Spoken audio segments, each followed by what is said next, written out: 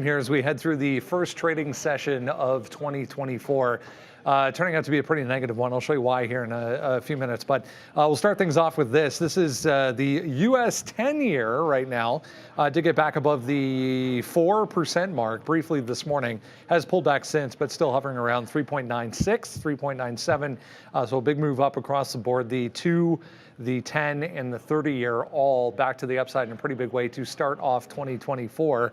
We'll have Frank Caberna come through in about 45 minutes to tell us why, potentially, and what that means going forward. Not a lot in the way of significant, anyway, economic data this week outside of non-farm payrolls. That'll be the next one to come. That will be watched closely on the inflation front. This one, POL, a little low float name going crazy today, up 51% as well. Just saw it try to get back above 9.5 there, but failed, came back down.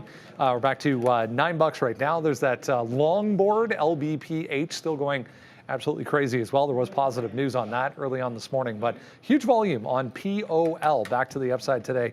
Also, we'll talk Apple here, back to session lows. Yeah, it's been a while since Apple has had a 4% kind of a day to the downside. There it is, 3.7 right now, but really, really red, along with NVIDIA, AMD, Intel, and QCOM, all the chips getting hit. To start things off for 2024, Broadcom as well. Boeing we'll touch on here coming up this afternoon. The rest of tech responsible for this move downside in the overall market. There is some strength here coming from healthcare right across the board. All of these looking really good. AbbVie up more than 3%. Pfizer up more than 4% on the day. Merck up 3.5%. Eli Lilly 1+. Banks are strong as well, looking pretty good along with some of the discretionary type names. So yeah, you got to pick and choose your spots here. Tech very weak. Everything else pretty much, along with oil as well, still holding on to decent gains. There's a NASDAQ downside, big ugly red candle coming off what happened going into the weekend. Yeah, Treasury yields back to the upside. That could be why. We'll see what that means going forward. Again, Frank Caberna coming up in about 45 minutes or so. Yeah, Apple downgrade was on the docket this morning. If you haven't done so, grab the watch list. It's free. Why not? Every single day comes right to your inbox. It was number 2 on there today. 4% right now, guys. Day lows right now for Apple. I mean, day lows for the entire market. You know what's interesting? You saw that the heat map in there. You saw like the Proctors, the Pfizers, the banks are strong today. The healthcare is strong today. Energy is strong today. What's not going to be strong today? It's going to be tech, and it's going to be big cap tech specifically. Finding shorts has not been difficult in these. I'll admit I've shorted Meta today, but I have not shorted Apple. So I'll let Sean talk to Apple, because when we get to some of the other tech names, I was looking for a pop that would give us pre-market highs. I didn't think we'd had a chance at the 91 level or the 92, which I did like for shorts. Oh, sorry, the 90 and the 91 level, not 91 and 92. It never gave the pre-market highs, so I didn't get into this one. But there were plenty of other shorts to have out there today. In tech land, it's bad, but you know what? There were plenty of things that did give you long opportunities today if you were willing to step outside of tech. yeah, good call there, Brendo. Number 2 on the watch list, but number 1 in your hearts here with the sticky note. There it is. How did you know that, Fabian? Right there, Apple. Look, guys, it's honestly, it's one thing. We're going to talk about banks being strong and all that kind of stuff, and then now you're looking at Apple to the downside. Look, I mean, it's one thing for me to sit here, or any of us to sit here and talk about weakness in the market. It's like another thing to actually have them and be able to hold on to them. And I mean, Apple's all the way to the downside. And I actually put the trade on, and we hit it so nice. We hit it twice. And it's going to be the number 1 stock by far. Thing is, I don't have really anything on when it's all the way down here. So that's what I mean. You know, one thing to sort of be a talking head, which we have, which I'm doing, and putting it on. But, you know, didn't believe in it enough to have held it all the way down. We got a nice piece out here at 185.70, and now we're just waiting at 185. It is like we're almost $1 in the money on this Amazon. We're $1 in the money on Mara. So you guys can see here, you know, kind of some of the tech names that we've been short. Apple, because we're talking about it, I think is one of the easiest trades out here. And I feel like it's going to be like that for a while. And the reason is that there's negative catalysts, and we don't have any positive ones. So for me, it's pretty simple until we find a bottom. And I'm not even looking for one right now. I think Apple, first of all, apple bottom jeans, first of all, and then you get the boots with the fur. And then after that, down to 175 and then maybe 170 as we go. So I would just say, man, if you're nervous about your Apple position, I would say don't be. But I'm a little more nervous about this market that is not being helped out today. Yes, sir. Thank you, man. Your oil's looking nice. Thanks, Randy. Yeah, oil's pretty good today, man. Another move upside. Check out right now to the upside. I'm going to be buying some more XOM. And we'll talk about that, man. And that's why, look what's on the sticky note today. Apple, short, XOM, long, Boeing, we'll talk about that, short, and a firm short. So it's kind of like easy peasy, lemon squeezy today in the market, guys. All right, let's go to Tesla here. It was on the list this morning. We got delivery numbers that came out after we came on. We were going to talk specifically about Europe. I was just reading through this note as well. Yeah, this one's suggesting that by the end of 2023, BYD had surpassed Tesla. No longer the case after what we got this morning. No, definitely not. If you're looking in total cars sold, sure, it's about 3 million. But with respect to battery vehicles, only 1.6 million, which is 200 some odd thousand less than what Tesla delivered. The 3 million is composed of EVs and hybrids. So they call those new energy vehicles for BYD, Brendo. But Tesla's still the king around here. Man, market accelerating here downside on decent volume as well. Kind of back and forth type of a day, guys, but nice range to trade between. Okay, so you also had delivery numbers from Rivian as well. We'll get to that in a quick second. I have one trade in Tesla off of one level and was 250, and I am short GM, and I'll get to that in a second as well. But the 250 was call it like a 15-minute consolidation when the market sort of tanked. Tesla made a bit of a bottom, got back above a previous support level, and I took the breakout trade.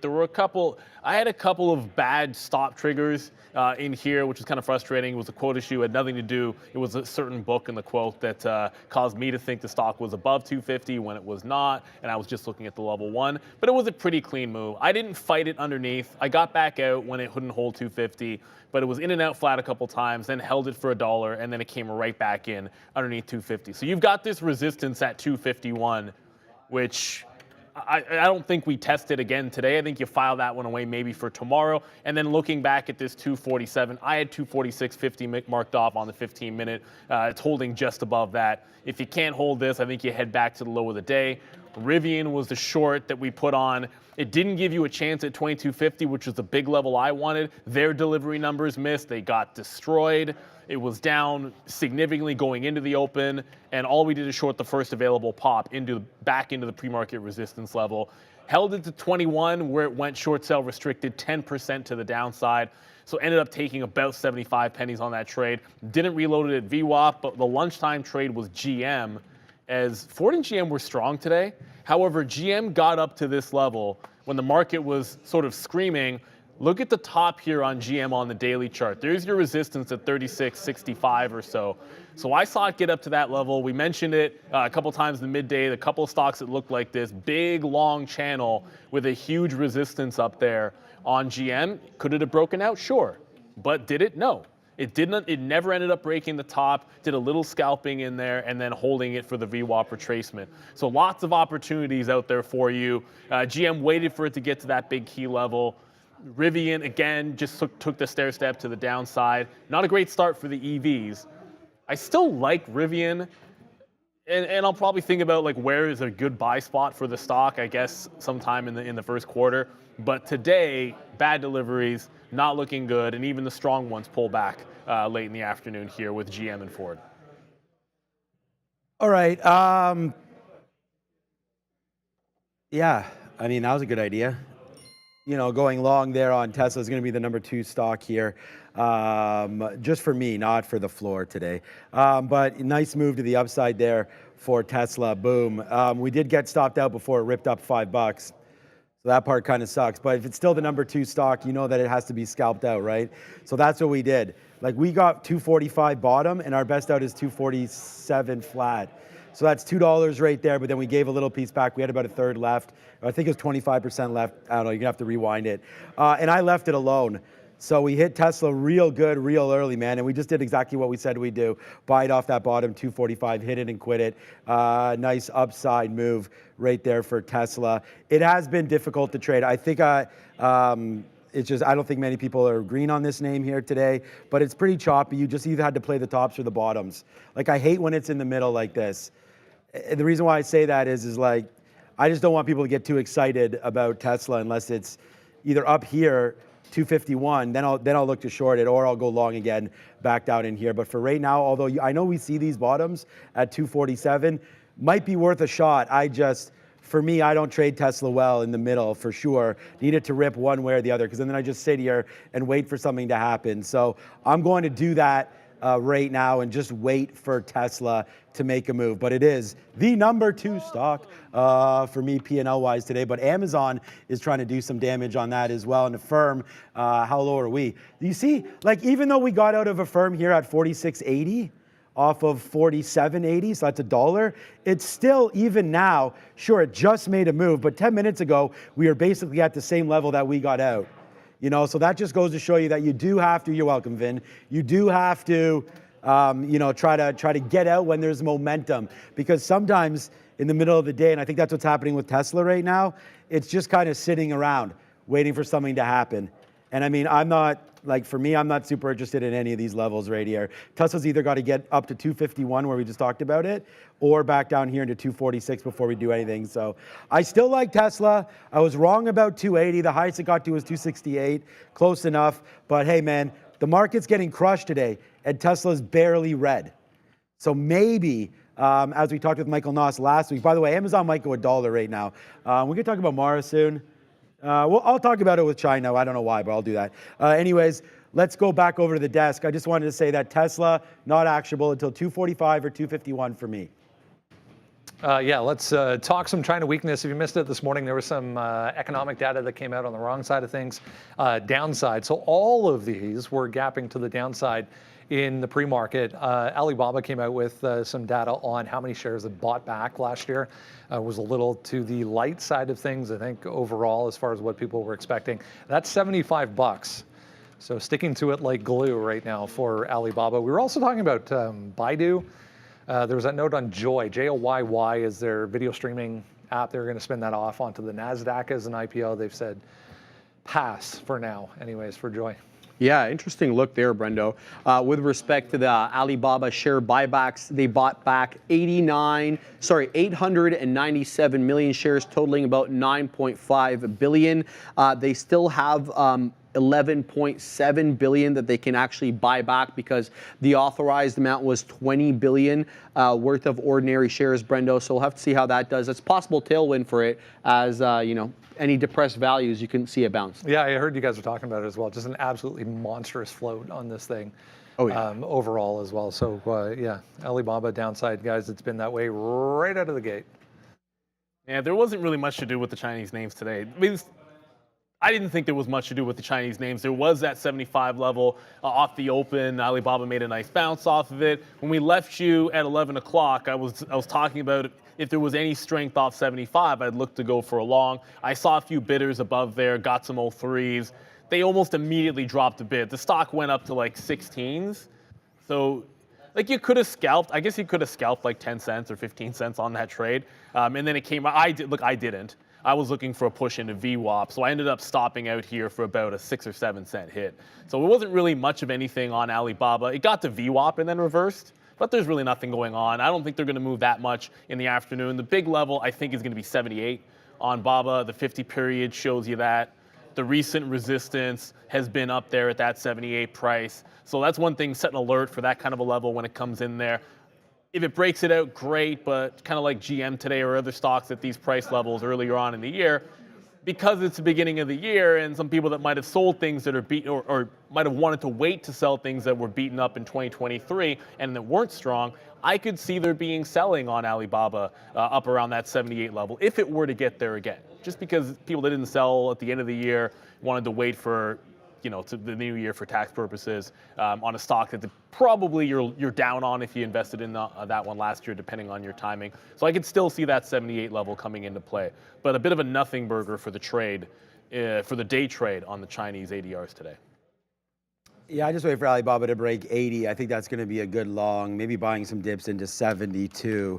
But I'm not, like I said, man, we've been really specific over the last little while about trading and the right names, and it's really for real, forever paid off. So we're gonna stay with that for now. The only one stock that we talked about earlier on in the day was NEO, and we were actually talking about it in and around this 850. It was actually 880 was a level that we were going to be looking at here for NEO, and you could see this was 880 right there. I guess I'll look at it on the minute chart, but it looks like it just crushed that and really hasn't gotten going again. So unfortunately, NEO's going to have to stay right where it is for now. I think an $8 tomorrow. Tomorrow will probably be lower than $8, but we'll see. Down there near $8, I think would be a decent long there for NIO. And look, let's just see what PDD is doing. If PDD is going to the downside, let's just see what these highs are for Pinduoduo, because that's the end of the China trade. So right now, no, it's still staying up. The minute Pinduoduo breaks 130 or so, it's game over. Pinduoduo, in my opinion, if they're going up on that Temu app, I don't, anything that reminds me of Wish or anything like that is completely out of it. So I'm going to wait. I feel like if you're long this because of Temu, I think that is PDD, isn't it? I think so. Temu, yeah. The other. Yeah, I would stay away from that. The Shein IPO for Shein would be an interesting level for potential top for some of the retailer names as well, because I think sometimes you get in a space, you get a big IPO comes to market, and that can signal a bit of a temporary top. I don't know exactly when. I just know that at some point this year we're getting Shein. I'm not sure when that's going to be. I don't even know what that is. They're like one of those. They're like a it's like a clothing retail discount app. Chinese, yeah. So the IPO is, I don't know when it is, but whatever, it's supposed to be this quarter. And a lot of people have been talking about it. Yes. So I feel like that kind of an event sometimes gives you a top 100% for market. Whether or not it's this quarter, don't know, but I'd be looking for that for a sell.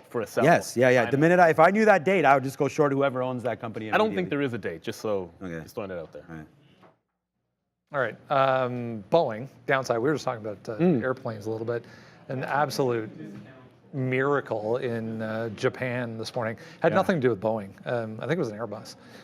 With that unfortunate crash. Unfortunately, there was some loss of life, but everyone on the actual passenger plane somehow survived. Wow. Crazy, fiery crash on that runway this morning. But Boeing downside this morning on this. Goldman Sachs removed it from its conviction list today. So this chart tells the story. Another chart that's just straight upside into the end of the year, due for a pullback.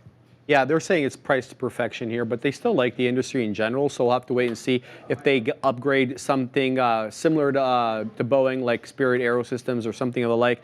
Yeah, we'll have to wait and see how this does, but Goldman, making a bold call here, given what Boeing's done the last couple of months. Yeah, bit of a grind, guys, to the downside all day for Boeing. Let me take this over, because we wrote it down here. I mean, it's one of those things, again, where I could hit it all, and today again on the sticky note. I mean, just look what we wrote down here, 255, short sell. It's right here, The 255 is written down. I was looking at it hoping that when Brendan gave us this, we would be nowhere near 255, and we're not, we're to the downside. But look how good was this 255 level that we gave to you when we were up here at 258. But look at this, it didn't even break back against you. That's even higher, sorry, 255. Anyway, it doesn't matter. Here's the break of 255, happened at 10:20. It's too bad. I'm surprised no one there in the universe wasn't like, man, you're Boeing level, but because they're always mentioning all these other levels to me. That would have been pretty damn sweet, man. $3 straight to the downside there. Came up, gave you another chance to reload it. So again, 3 chances there. Perfect, man. Didn't break VWAP. And again, we did it again, guys. So congratulations to anybody that's on Sticky Note Nation. But like I said, over and over. Oh, now you're trying to hit it, eh? Okay. All right. I'll hit on top of each other. The idea here is that you can't trade at all. But good on you guys if you had that. And a lot of us were, I think, I don't know whether or not you're looking long or short on this name, but I was definitely looking short on that downgrade. So all that I'm doing now is just putting it in my head and saying, score another one for the bad guy. because like it just, more sort of oomph to me to believe in some of our own research. So that was great. Great to see. Unfortunate for Boeing. It's just a little bit of a pullback here, down 3 and a bit. Feel like you might want to get something out if you haven't already, as Boeing straight up to the upside. But yeah, score another one. Just too bad we didn't take enough advantage of it.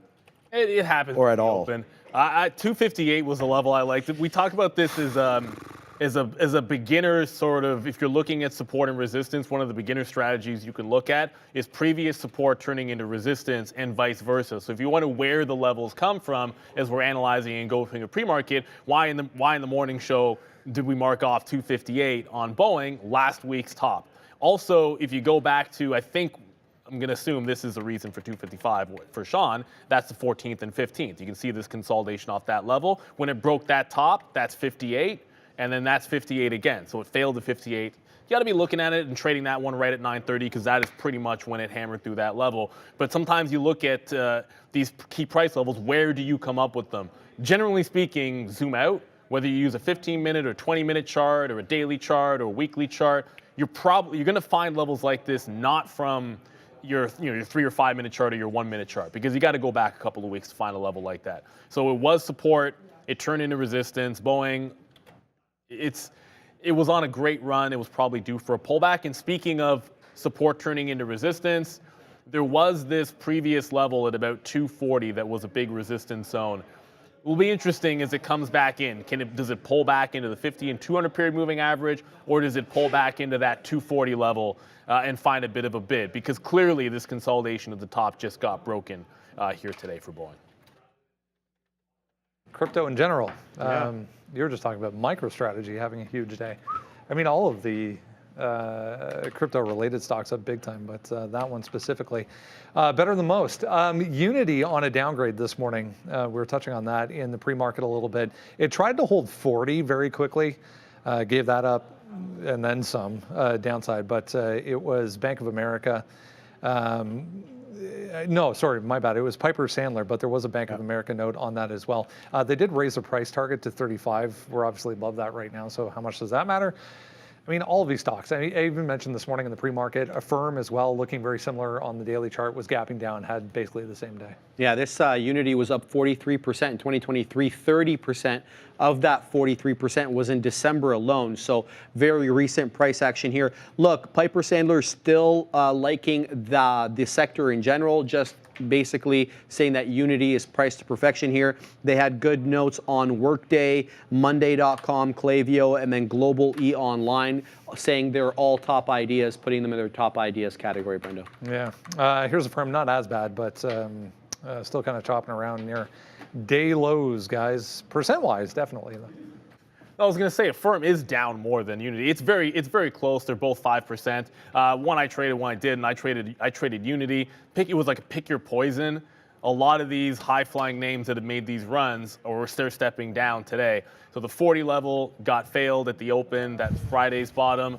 Once that happened, it's like look for a place. Because I wasn't on that 40 trade right at 9:30, you pick what you're going to be in at 9:30. You might not catch every single trade, but as it bounced, I was looking for fades into VWAP, and I just went to sort of scalp trading, looking for tight stops, finding that top. There was, I think, 3 times that it actually took out the top, and then once it got above VWAP, it started failing VWAP, and that's what we're sitting in right now. 39.20 is this local, 39.30 is a local high, but the lower high is 39.20. That's what we're short off of. And it's right back into this 38.70 zone. I think this could see low of the day if we break the bottom again on the futures. It's a nice consolidation. When you're thinking about joining the trend, a lot of times previous levels will be important. Sometimes a consolidation or a retracement back into VWAP just gives you the setup to be able to join the trend. I was asked a couple of times today, New Year's resolutions. I'm not very big on New Year's resolutions because I kind of feel like if you decide there's something worth doing, then why do you need to wait till January 1st to do that? You should just, if I think it's worth doing, I'm going to do it December or June, July, whenever I make the realization. And so one of those was, hey, I'd like to be doing more trend trading. If you want to be more consistent, try not to be fighting the trend, which can mean being patient. If you think a stock is in a retracement trend to the downside, when it's popping, you have to be more patient looking for that retracement short back in. So that's what we did today with Unity. If it gets to VWAP, I probably look for a reload at about 39.25. I'm glad we talked a little bit of Affirm because Affirm is, again, another one. Neither of us traded Unity, but Unity is a great name today. Literally in it right now. Oh, you're in it right now. Okay, good. Nice move on Unity. Affirm right now, man, 48 bucks, right off the open. And I think it's just about preparation, right? Have it. It's on the sticky note. It's something that we definitely liked. That's Affirm. Nice downside move there. So hopefully we can, cash out a little bit more if it comes back up to the upside. But right now, just keep on trading these beat up names. The only name out of all of the names, Upstart, Affirm, all of them, some of the names that we're out of DraftKings, and we talked about, again, I talked about emptying the bags on a lot of these names. I just wonder if DraftKings does have the chance to actually do something at some point. I think Affirm, I don't want to say it's a zero because calling a stock a zero is hard. Ask Morgan Stanley. But, down into this area for DraftKings kind of looks a little bit like Palantir. I mean, I trust in Palantir a lot more than DKNG, but I feel like this name does have movements coming back down into $29 and $30. So I think that there is a chance for that, again, for this name. So I would sort of maybe get ready for a little bit of a flush down on DraftKings. Football's over.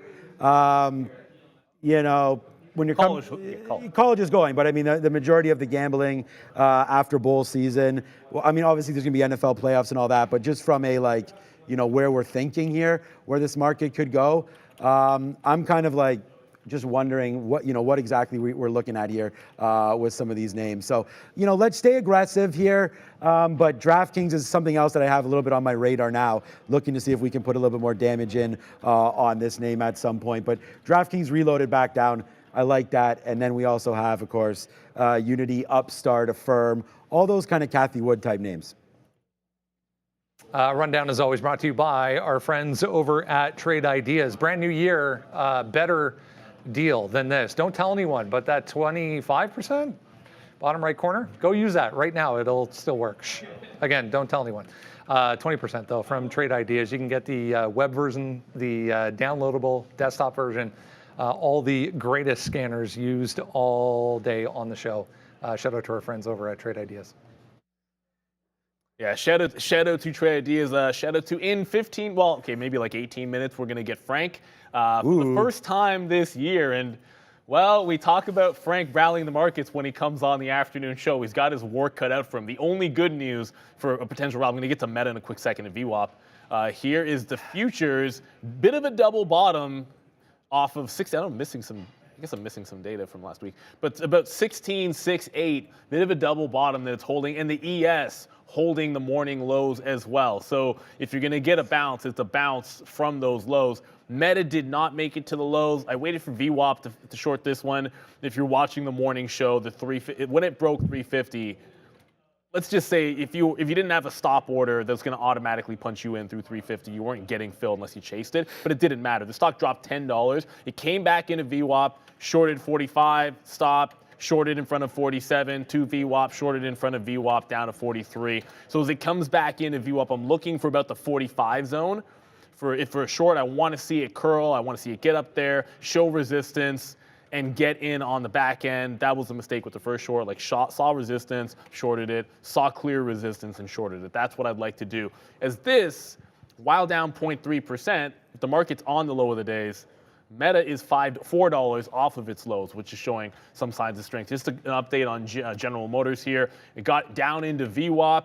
So I still have one piece left of General Motors. A lot of times when a stock is trending to the upside and it finds a resistance spot, I'm looking for the VWAP retracement trade. Were it to break VWAP, I think 36 is going to be the target here. So very strong stock, despite the fact that the market's down and a lot of the EVs are weak. GM, and I think Ford as well, not sure what else, were relatively strong today. So we want to make sure, if you're going against the grain, A, have a plan. B, I like to also have a target sometimes, and VWAP was this target, but I am holding on to some for a little bit more. Yeah, we have, and we talk about it, one red stock today. It's going to be Ford. We're going to wait on Amazon. Ford, just made it all the way back. It took out that 35, but that was basically the top. So we nicked the top there, and to been 2 pennies better, we'd still be in this trade, and it would be be in the money obviously now, but there it goes, continue to the downside. So I still think Ford is going to be a downside play there. And if you guys are in with me, then you're in pretty good right now as the cash cow. That has been crypto, and Mara short has been absolutely amazing. You just had to be pretty patient with it. Look at the 200 period moving average. Until it breaks that, I think you're probably okay. That reload, I wasn't using it before, but I'm just looking right now that little break right there didn't create anything. So yeah, Bitcoin 44.8 and looking to make moves lower as we speak now for BTC. So I would just say watch out for it. GBTC has come out a little bit as well, back up to the upside. That's nice. Okay, refresh that. Let's just go over to, let's just check out a 5-minute chart or something. Let's go to a 3-minute chart here for BTC. You can see, so there it is. Nice little move down here. 44.8, yeah. So here's us bouncing off 45. Now you're just trying to get a little lower right now. So it's something to look at for sure moving forward is going to be this. So let's just take it easy on Bitcoin. It is breaking back below. If you're going to stay net short on this one, man, stay short until 45. It's 44.8. That top is 45.5 right there, but the real top is almost 46,000, which we gave that up right now, back down 1,000 points off of that. $1,000, I guess, not points. But there goes Bitcoin back into the downside. Just a quick little check. We did have Jeff Mendel on earlier to talk a little bit about GBTC, and you can see, despite, and this is part of my problem, what's up, Jeff, and everybody else, is that you can see right now that it's not really following Bitcoin. So I feel like the more and more this gets a little bit sort of decoupled from Bitcoin, and remember, whether or not it turns into an ETF or what, we had Kevin O'Leary on last week talking about how he doesn't think Gensler and all that is going to get it, or they're going to win again on this. So he's 3-0. We'll see what happens here. Coinbase, GBTC, all of that as we go. You can really see that Coinbase and some of the picks and shovels today have been getting smoked. And again, bye-bye Coinbase. I don't know. All I can do is,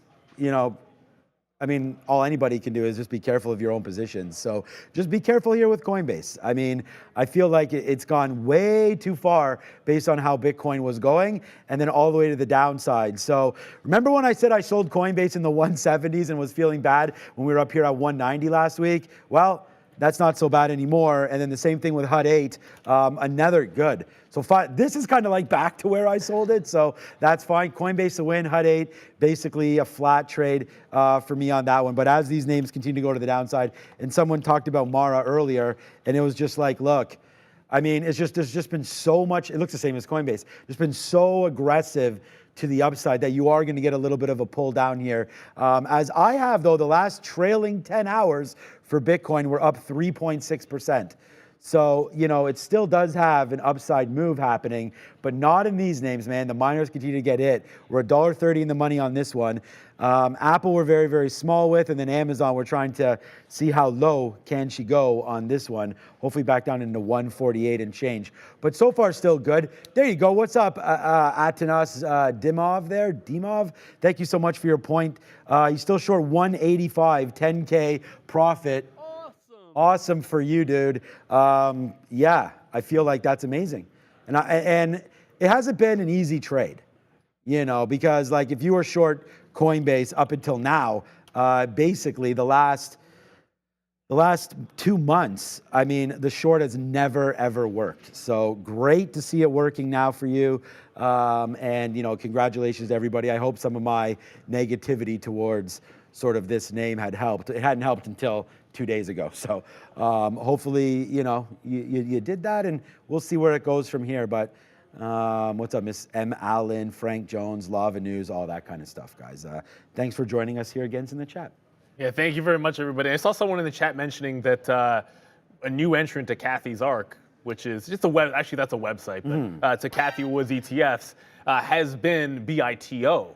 But let's keep in mind, if you look at the combined holdings, You got a couple of names that aren't faring too well today. I mean, a few names. Coinbase still up there. UiPath, another one we've talked about. It's all the same name, but you're right. BITO, I think it's like 0.5% is BITO for Kathy. So look, I wanted to touch on this LBPH, this Longboard Pharmaceuticals. They had some, what was this? The positive top-line data from the Pacific study, whatever that is, but 17 million floats the story here. It's done 36 million in volume today and is absolutely flying. I went to look for bag holding levels on the daily chart, and I kept zooming out, and like I didn't find anything going out to the weekly chart. I couldn't find anything till $19, and it's well above the $19 level. Just be careful. This hasn't halted today, which is a bit weird to me because there've been a couple of moves I felt like it could have been halted, but it is a halt candidate because of the float, and it's done a tremendous amount of volume. I don't like chasing things like this, but if you are trading it, congratulations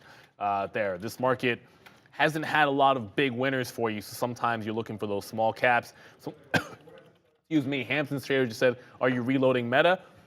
So, to me, reloading, you're still in the position on a stock when you reload it, like you're reloading at the same price level. So it's like rinse and repeat off the same level. That would be what I did at VWAP the first time. It's showing you, maybe I can zoom in. Sorry about that wick. It is showing me a bit of a retest of this VWAP. So I'm looking for, it got up here to 344.5 once, pull back. It's just trying to pull back here again. So yeah, I'm looking for not really a reload. I don't know what you call that. Trade off the same price level as before. A reload to me means you're still in the stock. You never left the position. You just keep going back and forth while maintaining a core position. I've been in and completely out of Meta a couple of times off this level. All right, I'm going to adjust this.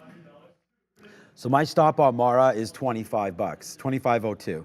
So 40 cents, I guess 40 cents worth of a stop to make $1.30.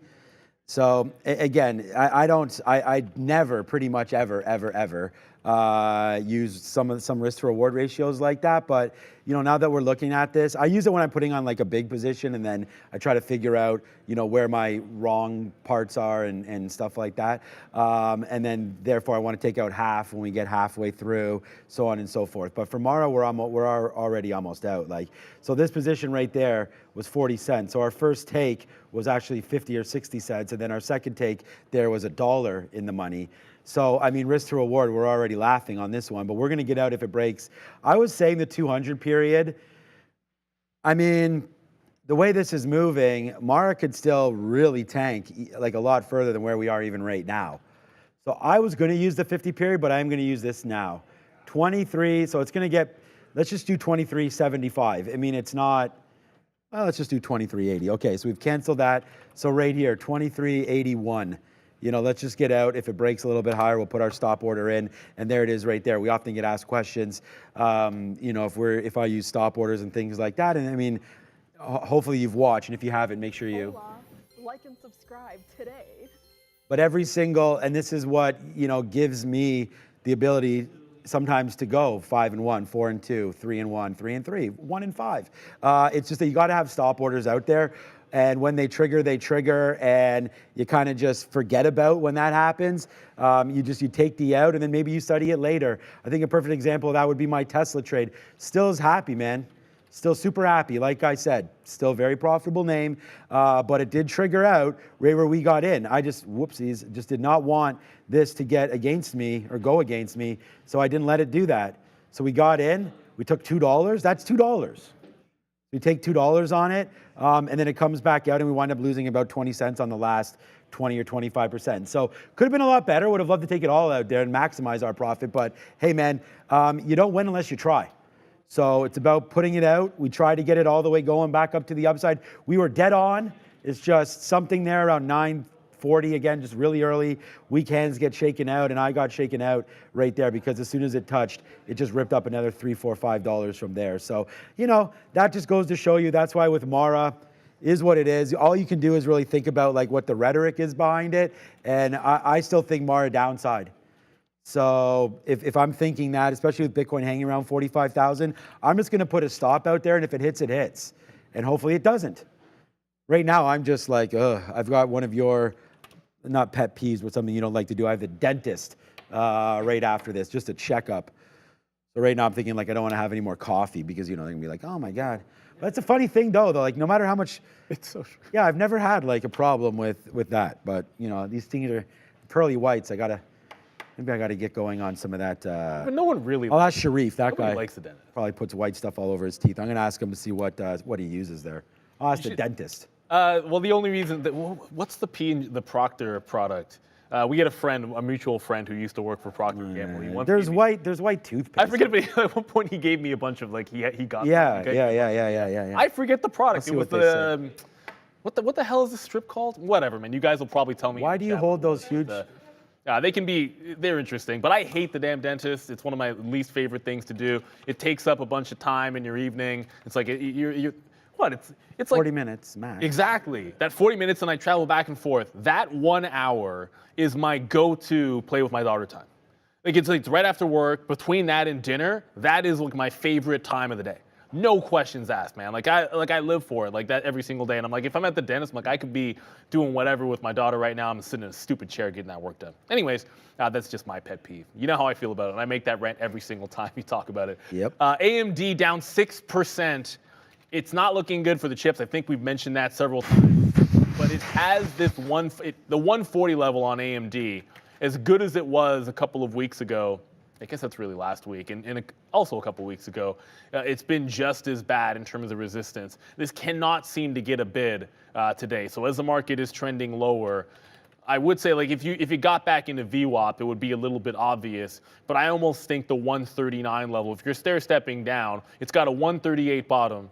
It's got a 140 resistance now at VWAP, and then you got this 139 where you had some resistance. I'd look to short the pops in this particular chip name. Still like what we got going on. Whole Unity and GM, but just load. Come on, Meta, you can do it.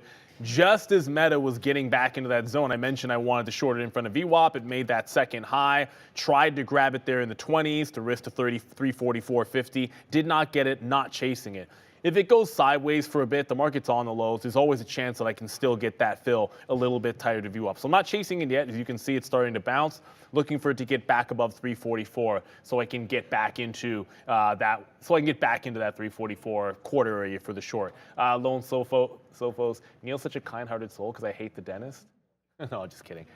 That's probably due to the fact that everybody has their favorite time of day or like that. What's the thing that you look forward to most in the day? My daughter's 7, man. She's not always going to want to play with me. Like the other day, we were going for a hike into the woods yesterday. And she was going to show me this like a little fort down by the creek at our place. And she was going to show me that. Some of the kids were playing street hockey. She's like, Daddy, can I go play? Well, of course you can go play. I mean, a little bit less time for us to hike, but that's what it's all about. Like she played with them, she had fun. I know that's coming, where it's going to be way more. It's going to be way more of that. No, it's street hockey. That's why she was okay with it. She does not like to skate. I don't know. It is what it is. No. I was going to say, that's why I'm surprised you weren't able to convince the wife to have another one, man. Well, that's a different story. You know what I mean? We can talk about that off camera. But Yeah. No. I'm saying I know how much you love kids. That's and you're 100% right. Spend as much time with your kids. It's literally as you get older. I take like 0 sick days. I take 0 everything. All my holidays. Like I have. Like we're gonna shoot the podcast, but I got to take. I have the next couple Fridays. I have hockey. It's tournament. Like nothing to do with me. It's stupid kids. But yeah, whatever. But that's awesome, guys. You guys are all know our sort of family life, anyways. And follow me at TraderTV Sean on both Instagram and on Twitter to see more action like that. Okay, I didn't understand what you're asking about. True that, Ben. Yeah, true that, Ben. Whatever you said. I think that, I don't know what you're saying about that, Piper, about Amazon. Yeah, we tried the short there. You said something about holding pullbacks in Amazon. 152, like I don't understand what you mean. It's like because it pulled all the way back. So again, we don't show our share size, but I can just tell you that I have, like right now, I have like 15% or less on that. So like when we came down, realistically, most of my major outs, if you're wondering like, about all this, most of my major outs will be at support and resistance levels. So it's like sometimes we get like a huge move down and then I'll just take it out. And then the next level to get out of it all, and I'll show you an example with a firm, you know, would be down here. So it's like when I'm waiting for that move, especially when I'm feeling like the market wants to pull back, it's like I just wait for those crazier moves. So it's like you're gonna say like, why didn't I don't know if this is what you mean, but like why didn't I maybe get out of it all? It's just a matter of preference trying to hold on to the one last piece. It's like why I'm not even worried about Apple here. It's because I have such a small amount, it doesn't even matter. It's just like, whatever, man. We've already sort of crushed this. And when this came right back into that level of 186, you know, that's where we wind up getting them all out. Like, I wish I would have known that it's falling all the way down here. But, you know, right now, the next level for me for Apple is just to try to hold it all day and see how low does it go. You want to review anything? Do we have Frank coming up? I got the VWAP fill. You guys can see in the position board, I just got the VWAP fill-ish on Meta, waiting for above 344 just so we can risk that 50 level. But it's 245. He's always on time.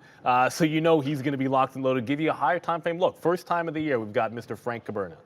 Armin's at 69. Hey, dude. Hey, what's going on?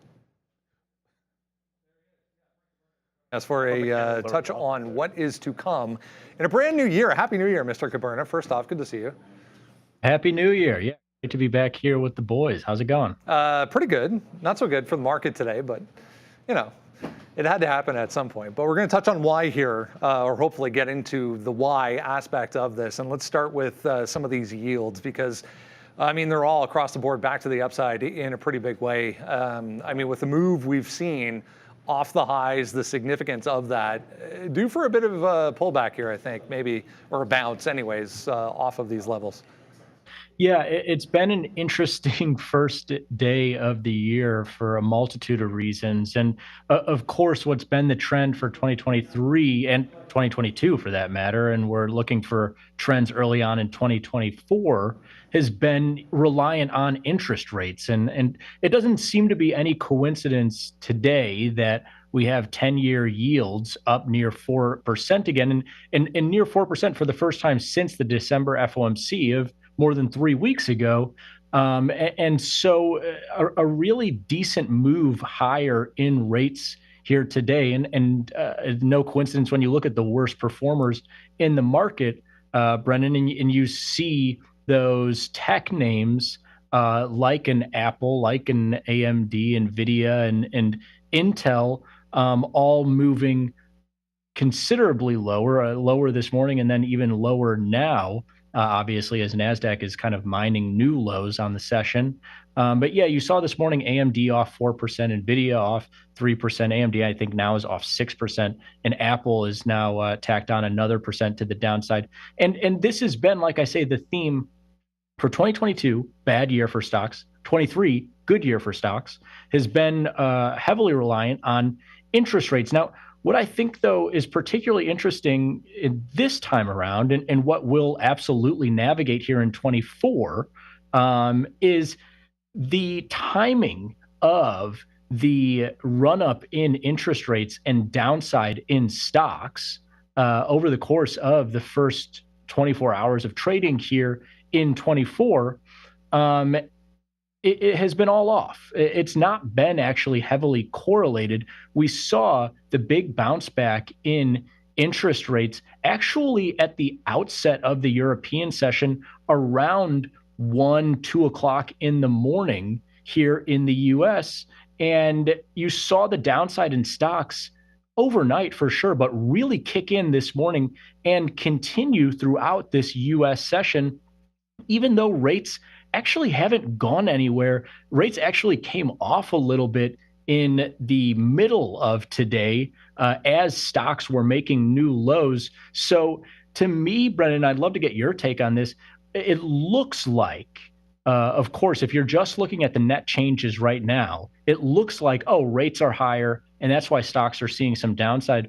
But this, to me, looks like very organic and distinct price action across the different asset classes, which is a little bit of bounce back in rates and stocks just seeing a little bit of reversal off of essentially the highs that they closed 23 on. And I think 24 here will be really interesting because it seems like that trend of interest rates directly affecting stocks. Obviously, in 2022, interest rates moving higher throughout the year, stocks moving lower. Last year, interest rates finally topping out and coming off a little bit, and stocks having a really good bounce back last year.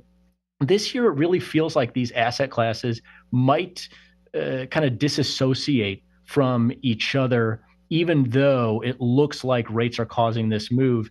It more so to me looks like Apple's causing this move.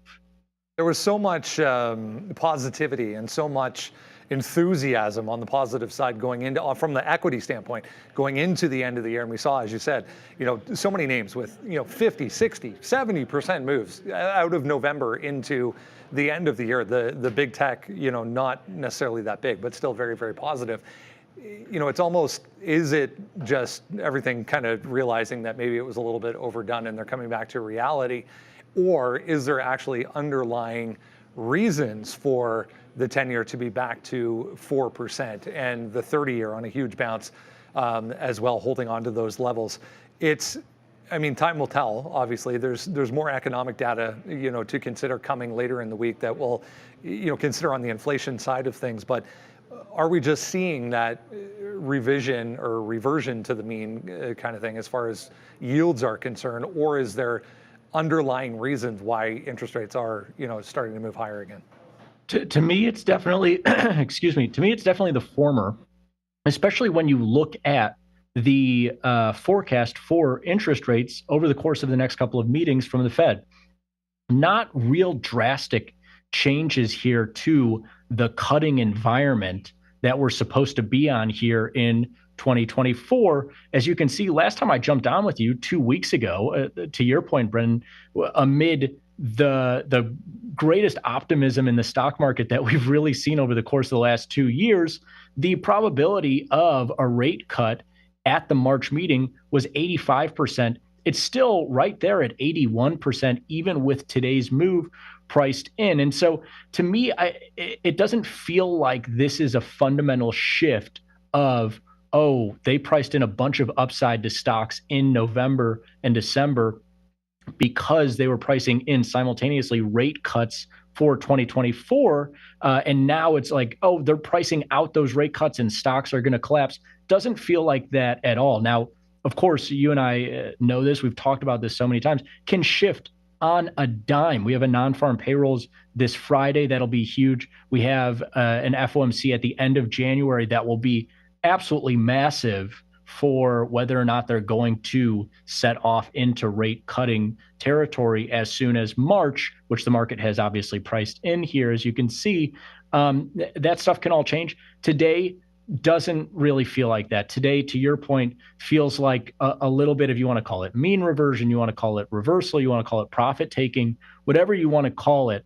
And obviously Apple, any news that comes out around Apple is going to shift the entire market, as it is the largest weighting or thereabout in the S&P, in the NASDAQ. And when you group in the Apple universe of, NVIDIA, AMD, and Intel, these companies that are very closely associated with Apple and very highly correlated from a price action standpoint, you're talking about more than 10% of the S&P and almost 20% of the NASDAQ. And so, again, it feels like today is a little bit of the market taking this, whether you want to call it the downgrade story in Apple. I don't lend too much, especially in the medium to long term, to stories like that. It just looks like the stock market was willing to take any reason as a reason to reverse a little bit of the end of last year's move. And same with the upside in interest rates. I mean, that collapse in 10-year rates, Brendan, from right there, getting like literally 1 basis point away from 5% to through 4%, no problem. Got down to, I think, 380 or 385 last week. That was a hell of a run there to the downside in rates and coinciding upside in stocks. Doesn't feel like anything's necessarily shifted, but it does feel like like I say, and I think it actually is a good thing, especially for traders in stocks and bonds and Forex and everything. These markets, it seems like, are separating a little bit here, and stocks are having their own story, and interest rates are now pricing in. Is it going to be 3 cuts, 4 cuts, 5 cuts? Is it going to only be 2? And stocks have to make up their own story. Same with U.S. dollar here has had a crazy last couple of days of 2023 and first day here of 24, with the dollar over the course of the last week up 200 pips against the pound, up more than 100 pips against the euro, and also gaining back some ground against the Australian and your Canadian dollar that's been really strong the last couple of months of 2023. This will be an interesting one to watch for. Obviously, we're always talking stocks and bonds, but at the outset of 23, you had so many people coming out saying that, oh, the dollar's going to collapse, the dollar's going to collapse, because it had a historic run in 22. It never really happened in 23. And then I think the last couple of weeks here, with the pound getting up to almost 130 again, the euro getting above 110 to close out 2023, I think it rejuvenated that idea of here comes the dollar collapse.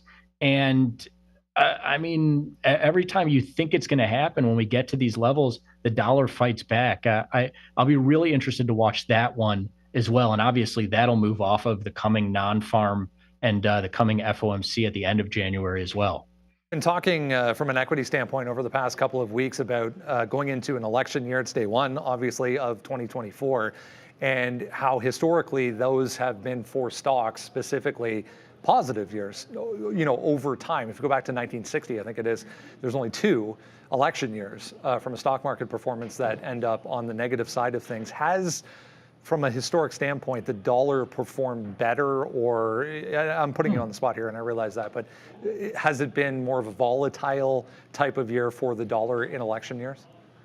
That's a really interesting take, and I'll actually, to be brutally honest, I have no clue, but I will take that away and do a little bit of research here, because it's one of those things that your knee-jerk reaction would be, oh yeah, of course you have all of these talking heads talking about how the U.S. is going to be great and all these different things, and you would maybe correlate that to strength. But I would guess that it's relatively uncorrelated.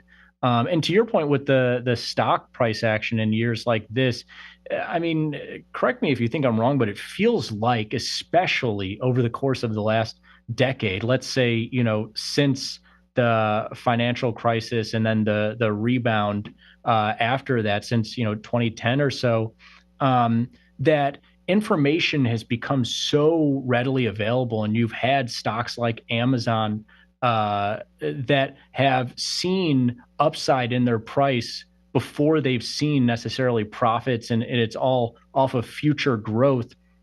I get the feeling that stuff like that is always priced in beforehand, and so I would think that there's less of a correlation. And then also, I think it'll be really interesting to see, to your point with stocks there, historically, stocks have performed well in years like this. But was that priced in at the end of last year that, the Fed doesn't want to shake things up on an election year, and that's why they're starting to normalize rates lower a little bit, and stocks tend to outperform in years like this? Because policy isn't necessarily shaken up, and companies can maybe outperform on looser policy. Has that already been priced in? And maybe this year will be a great year.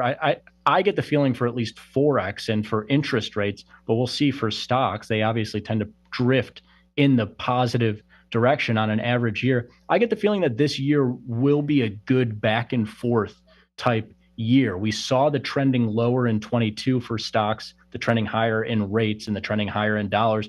We saw the reversal of some of those trends, especially at the end of last year. This year really feels like there might just be some good back and forth to be had. I mean, this first week will be a good indication to see if stocks can bounce back and if rates move away from that 4% level again. But yeah, to your earlier point, doesn't feel like anything is fundamentally shifted here. But that first non-farm coming later this week, and the inflation data and the FOMC will definitely let us know if anything has shifted here in this first wild few hours of 2024. Yeah, there's a lot obviously going to influence the outcome, but it's an interesting concept going into what will be a very interesting year. A ton to get to, as you said. Non-farm payrolls coming up at the end of the week. I think we get CPI on the 12th, if I'm wrong about that, or in a week or so will be the next inflation data point. And then you mentioned the Fed coming up at the end of the month. So good to have you back. Day one of 2024. Frank Caberna, Director of Strategy over at IG.com in Chicago. Appreciate it. Thanks, Brennan. Thanks as always, Frank. And it is so far, it's just now 3 o'clock, so it is power hour. In this particular case, it might actually be a sour hour. We haven't been saying that a lot because in a bull market, the market tends to go higher. But we cracked the 2% to the downside marker. The NASDAQ bleeding to fresh lows. The ES, there you go, so some fresh lows, just about 30 handles underneath previous. And then you had the ES as well breaking to the downside. The ES is only down 1%. You saw when Brennan was going over some individual sectors out there, you had some strength in the banks, you had some strength in energy, you had some strength in healthcare. So those sorts of things are why we're being led to the downside by the NASDAQ. I don't think that's shocking to anybody that's been trading this market. Meta pulled right back into 343 in here. I got this bad wick, so the scaling will be a little bit messed up on that chart. But I got a bid out in front of the local bottom, so VWAP to 342.50. If this gets back above this channel, it's about 343.25, then I'm going to lock that in. I don't want this getting all the way back into VWAP. So it'll be about $1. But if we've been trading inside this range, remember, market at the lows, Meta resisting VWAP, but it's making higher lows here. So if it cannot seem to break toward its low of the day, I want to take profit in front, look for the rinse and repeat trade. It's hard shorting bottoms. You want something that you can work off of, but a lot of times that does mean there's a little bit of strength to something that you're shorting on pops because it has to pop to get it. Come on, give me that fill. Why am I sitting at 70? Whatever, I'm not going to split hairs there.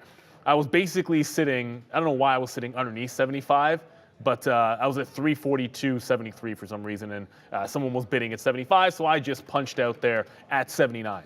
Right? Like, why care about the extra 6 cents? If it's bidding out in front of this level here, you can't care about that. If it's going to bounce there, I wanted to be out as it made that move. I'm back on the offer for a bit of a retracement trade, again to VWAP. I don't know if it gets there again, it might not be as good, so I say that I should cancel and then work back into it. If it gets back up to that level, fair enough. I can make a decision at that point, but I feel like if it gets to VWAP, after 3 o'clock, it might be too strong. It could be a 330 trade or a 350 trade when we get some imbalanced data. General Motors is at VWAP still. All kinds of buy support here at this 36.25 price going back to this morning, but this could easily flat bottom break it here at about 36.20. So I'm not reloading that trade because we're not going to get the high of the day. Okay, I shouldn't say that. We are unlikely to get the high of the day. So I am unlikely to reload this trade. I can't really see General Motors getting to this top the way the market is going down, but I could look for a short if it can break down underneath VWAP. Unity also looking like it's breaking down a little bit further. I guess I could have reloaded this in front of 39. This felt like it was strong enough to get to VWAP, but the low of the day here, the 38.25, that's not a level that matters too much to me. When zooming out, you come up with about 37.80 is the next local bottom, and then there's a 38 even dollar level. So the current bottom, not that big of a deal for me on Unity. I want to hang on to that one. It's the market 2.25%. Trying to remember the last time we had a 2% day in either direction, and then had a continuation off that direction in power hour.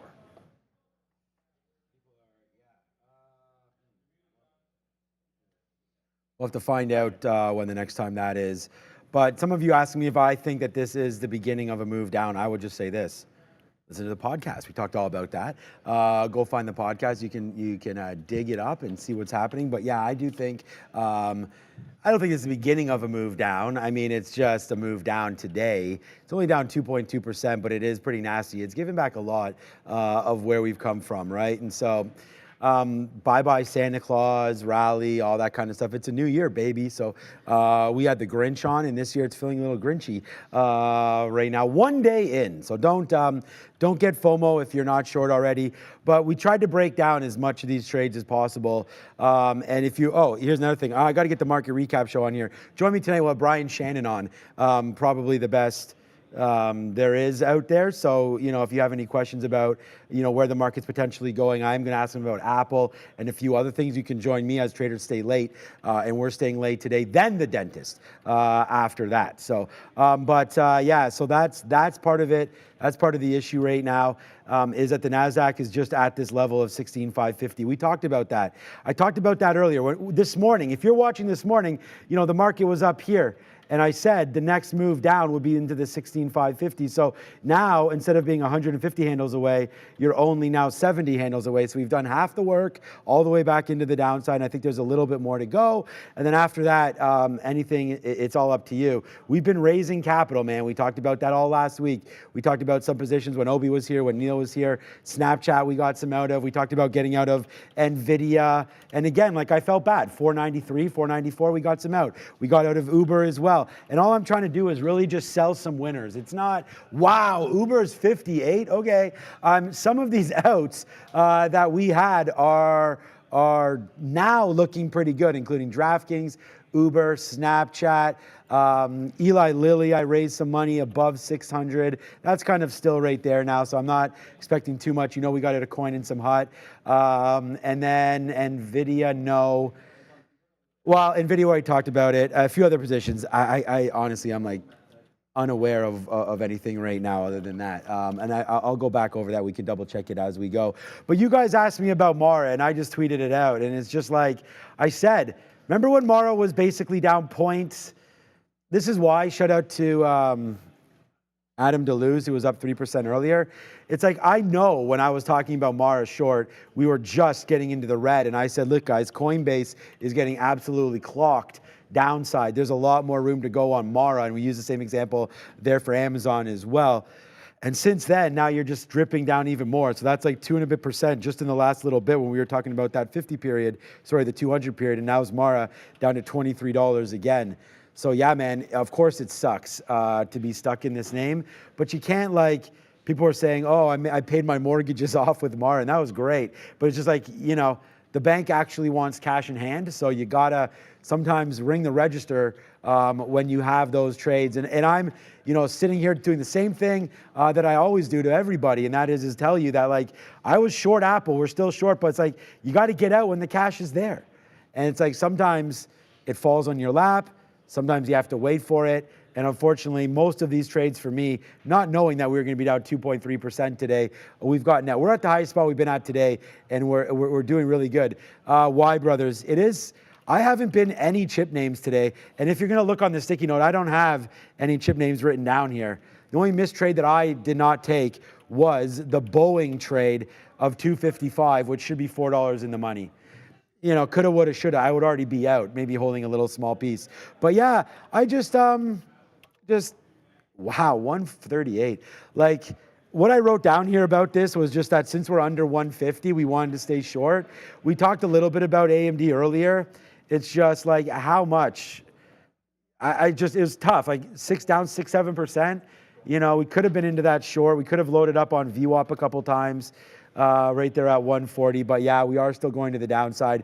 And again, I don't feel bad about anything. It's just, yeah, would have liked to have been short some of these names, and then NVIDIA back up at $5. I mean, how high did we even get today on NVIDIA? Yeah, 492, 493. So again, still a lot more room to go on all these names, to be honest with you. I'm not overly bullish in the market, but easy for me to say that today, down 2% and a bit. That's why I said it last week. So yeah, hopefully we can all do that. Raider Trader also calling a move in late January. And I know there's a lot of traders looking for stuff like that. There's still just as many bears out there as bulls. I think there's still more bulls out there right now. But again, you kind of just got to separate sometimes your longer term, which is why I asked Neil about Rivian. I'm looking to buy some Rivian as well. And all these names, man, if you bought anything last week, yeah. It's hard to predict. You can't just go over and look at all your positions. I like Eli Lilly. You know, so any dip buy opportunities, we both like Rivian. I think Intel's down to $48. Well, Intel was a recent sell for me. Yeah. But I mean, this could be a reload at some point. I mean, the story really hasn't changed. I'm planning. I think I said this money's last coming week, out. but I was the Intel sell if you just fell 50 Yeah. was to put money or have money available that would go into a semi, which would go into ARM on a dip sometime. I don't know. I'm not going to buy ARM tomorrow. I don't think. I don't know if it falls enough for me to buy that tomorrow. But if you're looking at what's interesting is technically speaking, the Santa Claus rally, technically speaking, statistically, includes today and tomorrow. And you got to look at it to see. I'm actually not sure if we're going to end up being up in that 5 or 6 days. And there was that stat that Michael Noss said it's not good for the markets when that last week in the first 2 days, trading days of the year, is negative. It's generally speaking not good on the year. Now, I don't know how much that matters to most people, but to me, some of these pullbacks are not that bad in the context. Like Netflix is down 5% today. 5%. The 50 period is another $6 or $7 to the downside. You have like a dip buy support that came in at like 445, which is another $18 from here on Netflix. It's a function of how much the stock was up. I mean, the stock from October to end of year went 350 to 500. That's not chump change. Anytime you're putting in moves like this, like over 40, was that 40-something% to the upside off the bottom? That's a pretty significant move. And I think when you get these dips, it's more than healthy a lot of times. It doesn't necessarily mean that it couldn't go further, but there's a few of these names when these look like healthy pullbacks on a chart. You mentioned Uber, and I kind of said Uber looks interesting at the 50. What was it? It was a $54 level because you had a previous high in there. You had this nice consolidation. This could see it this week, maybe next week. But that looks like an interesting dip buy zone for Uber. So I don't think you push the panic button on a lot of these names. You're just, at this moment, you're getting a pullback, which looks really bad on a percentage basis, but you always got to remember where we came from. It plays both ways, right? Like you can't have a stock double up or go double up in half a year, go 50% in 2 months, and not expect there to be on a pullback some near double-digit down days. That's just how the market tends to work. Zoltan, why gone up 20% in a month? I'm not sure which one of those names you were mentioning that I was talking about there went up 20%. You could have been talking about Netflix because everything was up, generally speaking. Let the analysts come up with the why. We just kind of look at the chart, and the trend is pretty obvious, I think. So under VWAP now for GM. I said if it broke that 36.20, I'd look not for a reload because we're not getting the high of the day again, but for something underneath VWAP now that it's consolidating under there. So give it to like 36.25. If I get a reload around the high teens here, I'll give it to that quarter mark and look to see if there's another leg down in on General Motors. It was strong today. Just another name on a big rally that found some resistance. I mean, GM, 40% move from the start of November. That's pretty darn good for General Motors, but couldn't follow through today. It's funny because sometimes we overthink the market a little bit. Like GM and Ford both had the UAW, and then it just went up. Yeah. You know. I should have bought more Ford, but I didn't. I tried to short Ford today, and which is kind of embarrassing because it's going to be an L on the name. But oh, by the way, we waited for Amazon. We just got that fill when Frank was there. I didn't even realize it. Same level we got before. So 190. I was just saying to the guys in the back, like obviously I know I talk so much, I'm giving myself a headache. So I'm trying to slow down a little bit here. That's 149.30. So we just took that same out. So remember when it was up here and you guys asked me, or the Piper did anyways? Yeah, I've got the Hydration Nation going right now. Thanks for that, Fabian, for that little reminder there. Yeah, so we talked about that, where we wanted to get out. So I actually just put it at the same spot there, 30 again.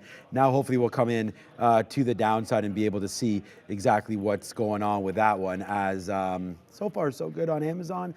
Coming back into the downside, Mara I still think falls. And Apple right now is not 1, not 2, not 3. It's not even $4 in the money, it's $4.15 in the money, of course, and that is Apple. And again, just a small piece, so it doesn't matter. The one name, since we're going to talk about bag holding, or at least I am anyways, is Disney.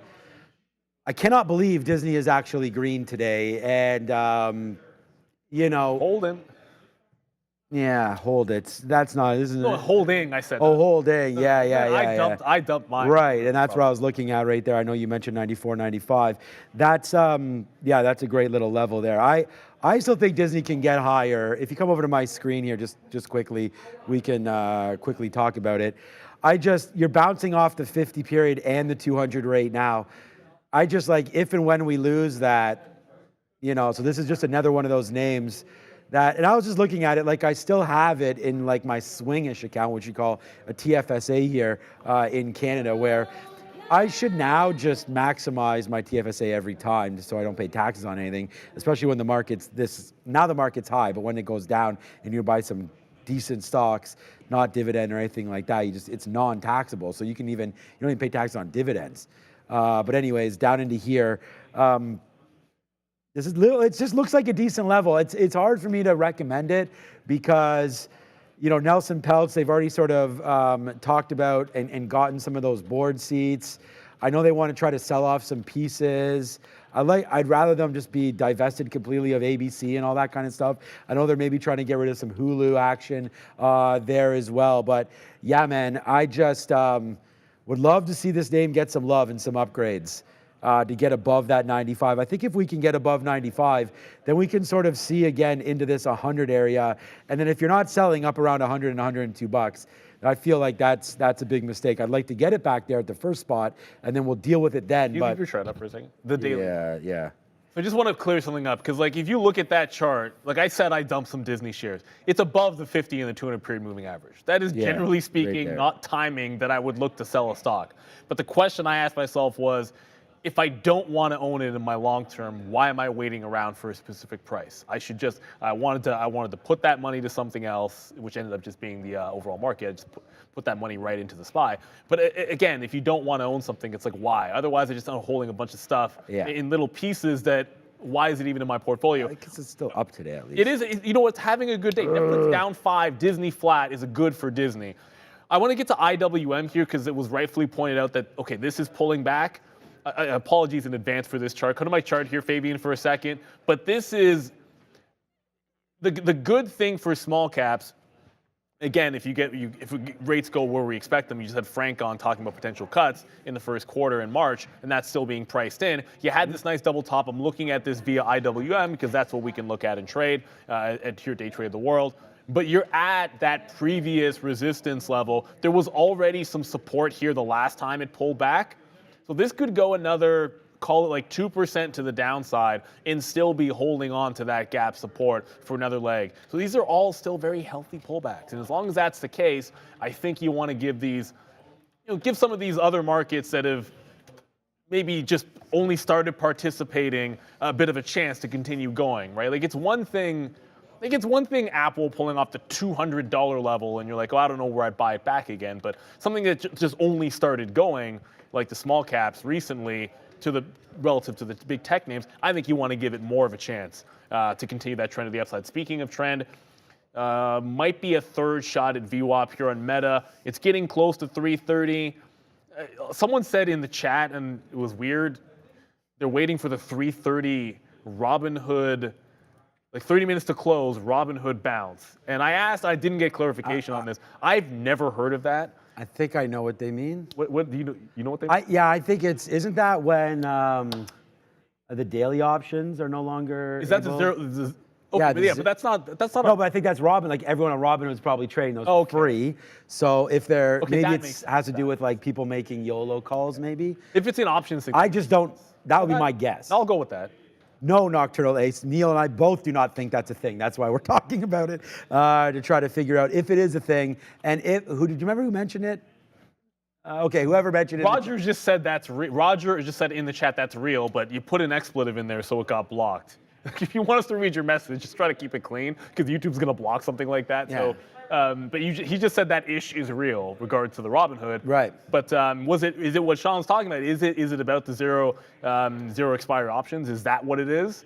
Because to me, like that's not okay. Fine, a lot of it happens executed on Robinhood, I suppose, but that would be something very specific. And if there's something there, hey, I want to look at it. If you're day trading, I don't care why something happens in the market. If it does and it's actionable, then you take trades. Sometimes the imbalances give you nothing. Sometimes 350 can give you like one last little spike or reversion trade. I'm all for that. So it is, yeah, it's a zero day to expiry options closing at 330. Thank you, Nathaniel Ratliff. So that is correct. And Is that what he said? yeah, Nathaniel in the chat just now. okay. It is. Right, that's okay. why. So it's not a Robinhood thing. It's a zero day to expiry options. So it's getting to Meta. Meta about $1 from 75 cents from VWAP in here. I want to see it get up, show the you know what, the backside of the trade, little weakness up there, and then I go for it a third time. I did just reload General Motors underneath VWAP, giving it to the quarter mark, 36 quarter. So nice consolidation for now underneath VWAP. We're not getting the high of the day again, and if we do, I'd be long gone. Risk about 10 cents from the re-entry here. I will have a blended price because I held on to some on General Motors. There was something else I wanted to get to. Oh, it was Pfizer and Moderna. We didn't. No, we didn't talk too much about that. Yeah, that's on. Probably should have had Moderna, Pfizer on the rundown this afternoon, just because Moderna was up like 15%. Pfizer gave a bit of a fail at the $30 level, and it's trying to fail VWAP right now. 29.80 key price. Come to my chart here. I'll go through it really quick. Shorted it. It had support at 29.80 when I shorted the 30 level. That stopped out. I went long in front of 30.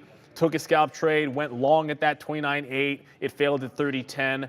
If it cannot hold on to this, I think Pfizer being up on sympathy at this 20 and pulling back here, if the market continues lower, it could make a significant dip underneath this 29.80. So maybe 29.75. I'd look for shorts under VWAP there. And the reason I think that could be a short this afternoon, it went on sympathy to Moderna. Moderna was already stronger. They're both at VWAP. If they start to break down, there's just all kinds of opportunity here. I thought Moderna had a chance to get to 118, and I'll be the first person to admit, probably should have bought Moderna instead of Pfizer. A little bit more. Pfizer seemed more of a value buy to me in my head, down around its pandemic bottoms, but in complete hindsight, and hindsight's going to be 2020, Moderna offers more upside. I don't think there's anybody disputing that fact, but it probably had a little more protection at the bottom on Pfizer, but that's easy to say now, as Moderna's been an absolute rocket ship. It was going to close above the 200-period moving average, which is incredibly bullish. Like, this thing was at $70 just in the middle of November, and now you're testing resistance at 115. It might just be starting to the upside. I like some healthcare names that have done very well today, but this is a missed opportunity. Yeah, it's just now getting back to the 200. Lots of opportunities, man, in this market for sure. Okay, so it's about time we discuss Apple, because now finally, we have these lines on here not just for pretty colors. It's just nice downside move. We only broke the 50 period. Forget about up here. Once we broke it's like once you break the 200, right? Then we know the trend. I use the 200 for like that, the trend breaking, and then possible reload areas. And the same thing with 50 period moving average. Reload areas on quicker scalps, right? And so that would have been a great reload. The thing is, Apple down 4.5%. Neil mentioned something about the last time something was down 5%, or I can't remember what it was. Netflix. It was Netflix. Okay, so Netflix obviously a little more volatile than Apple because of sort of what Frank was saying there and what we always talk about with Apple and what its percentage is in the market and how hard it is to bring Apple down with the size of the float and how many people just buy it up every time it goes down. But anyways, Apple being down 4%. The story here that I'm getting at, long story short, and again, most of my stories are relatively long and not short at all. I don't really want to reload this. If any stock is going to get going back up to the upside, it may just be Apple because it's quite simply probably overdone on the daily. And like I said, the average true range, I have to look it up. I don't ever use ATR or really. Oh, Apple? It's on Trade Ideas, so it's easy. Yeah, okay, you could find it's probably $2. I don't know what it is. $2.59 this. Okay, so $2.59. See, so and then right now, even today, you're already pretty extended from that 88 down to 84. So you're not quite on 200%, but you're getting close to that. So I wonder if it's just a little bit overdone. So I'm actually going to flip it around and use the 50 period as my out. So the last time we hit it was up here at 184.60, and then we gave it about 20 cents. And I wasn't paying attention to this play then. But now I am, because we've bounced off a couple times off the bottom here, just like right here, kind of bottom picking. So if we take a little bit higher than this, I was actually giving it up to 50s. So I always use like what I think are actionable levels to get out on. So like a 50 area would be one of those for me. So 184.50 to wrap it up. We're $4 in the money. We'll give it back to that. So give us 350. And then hopefully we'll be able to see some kind of an actionable trade there with Apple by getting out. Mara, the same kind of story, but I was using all the way up here, the 200 period. You know, the 50, it's just Bitcoin mining. Let's give it a little bit more room. And then Amazon, we already got out at our last level. 149, this is a mistake, 100%. We talked about possibly, dip buying this name into 149, but the lowest is 148.50. So now the more that I look at this, I actually don't say my bad. I still think lower on this as well. So let's just stay in the pocket here with shorts. You know, the only one we're really worried about is Apple. What are you in? GM and you? So we're both short. So I feel like we're on the same page. I mean, the market's trending. There hasn't been... Yeah, but doesn't that feel like there's maybe a bottom here? I mean, we're starting to maybe bottom out. The thing that scares... Well, it's not scares me. It's any names that have already made a bottom. I'm a little bit... If it's made a bottom and it's kind of creeping higher, that's why I don't know if I go back to Meta a third time at that VWAP, because if it gets there, it's now 325. Like, you're running out of time for it to get back to these prices. Like, I just got into GM off VWAP, and scalping inside of the range is one thing, but can it make another leg into the downside? Like, that's... Like, the market has been testing the lows. I mean, the NASDAQ and the ES and trading lower and lower pretty much all afternoon. And if you were to catch a bid, like at some point the risk to reward favors the other direction. That's why, like, you'll see us in the afternoon sometimes when the market's up and we're looking for shorts off the top. That's just par for the course as a day trader. But in this particular case, I don't want to be breaking away from the trend just yet. Because you haven't even gotten back to the previous lows. If a bounce can't even retest those lows, how can you be that concerned? It's more about the names, like I said, like a Meta. Like, Meta's right back and retesting VWAP. We've been hanging at the lows. This is not necessarily feeling like a reload. Sure, it's giving you 344 quarters down to like 342-ish, like half-ish, a couple of times here. But at some point, this is just a stock making a higher low, bouncing to VWAP when the market's at the low of the day. And that some of that's a little bit of strength. There's a lot of talk about IWM. I haven't really, I got this wick here too. I haven't traded it. I think we were going over sort of like the healthy pullback and drawing a line right here at about 198 IWM. That's the Russell 2000. So it's in the midst of a pullback into prior resistance, which it did once already. Is that because someone just mentioned it? Well, I was talking about it earlier, then someone just mentioned it now. Okay, and good. Was asking for some thoughts, but it was more, like, again, I just think it's a healthy pullback, unless it's underneath like 196 IWM here over on the Amex. Unless it's underneath 196, which is this level right in there. It's hard to see because of those wicks. I think it's still in the upward trend, so you don't want to press the panic button on something which has been working. The things that were late to the rally, that have just now broken trend, that haven't been trending higher all of 2020, all of last year, I think you want to give them a little bit more time, right? Like, if you look at what happened with this, the top was at the beginning of the year for the Russell. And then it failed that top again in August and actually made a fresh low. So the fact that it's taking out this top and retracing back into it, that's a late move. I think it's still got plenty of chances to be strong this year. There's almost like a run-of-the-mill pullback. Nick Dubs, thank you very much for the super chat there. Thoughts on CVS for a swing long? What's the catalyst for CVS? I don't own the stock. I don't think... Trying to ask myself if I've ever really liked any of pharmacy names there. Ooh, I like the weekly chart. I just pulled it up, and the first thing I saw when I pulled it up on Trade Ideas was this on the weekly chart. So I'm assuming the reason you're asking is because you've taken this breakout. Just a guess. 78.5 on CVS. It could close above the 200 period. Good. Generally speaking, on a stock that I like if this same chart was I was looking for a bottom on Rivian, I'd probably be long it, because that's a good setup. I want something that is breaking the 50 period, breaking the 200 period, breaking a bottom of the channel, which this is already done.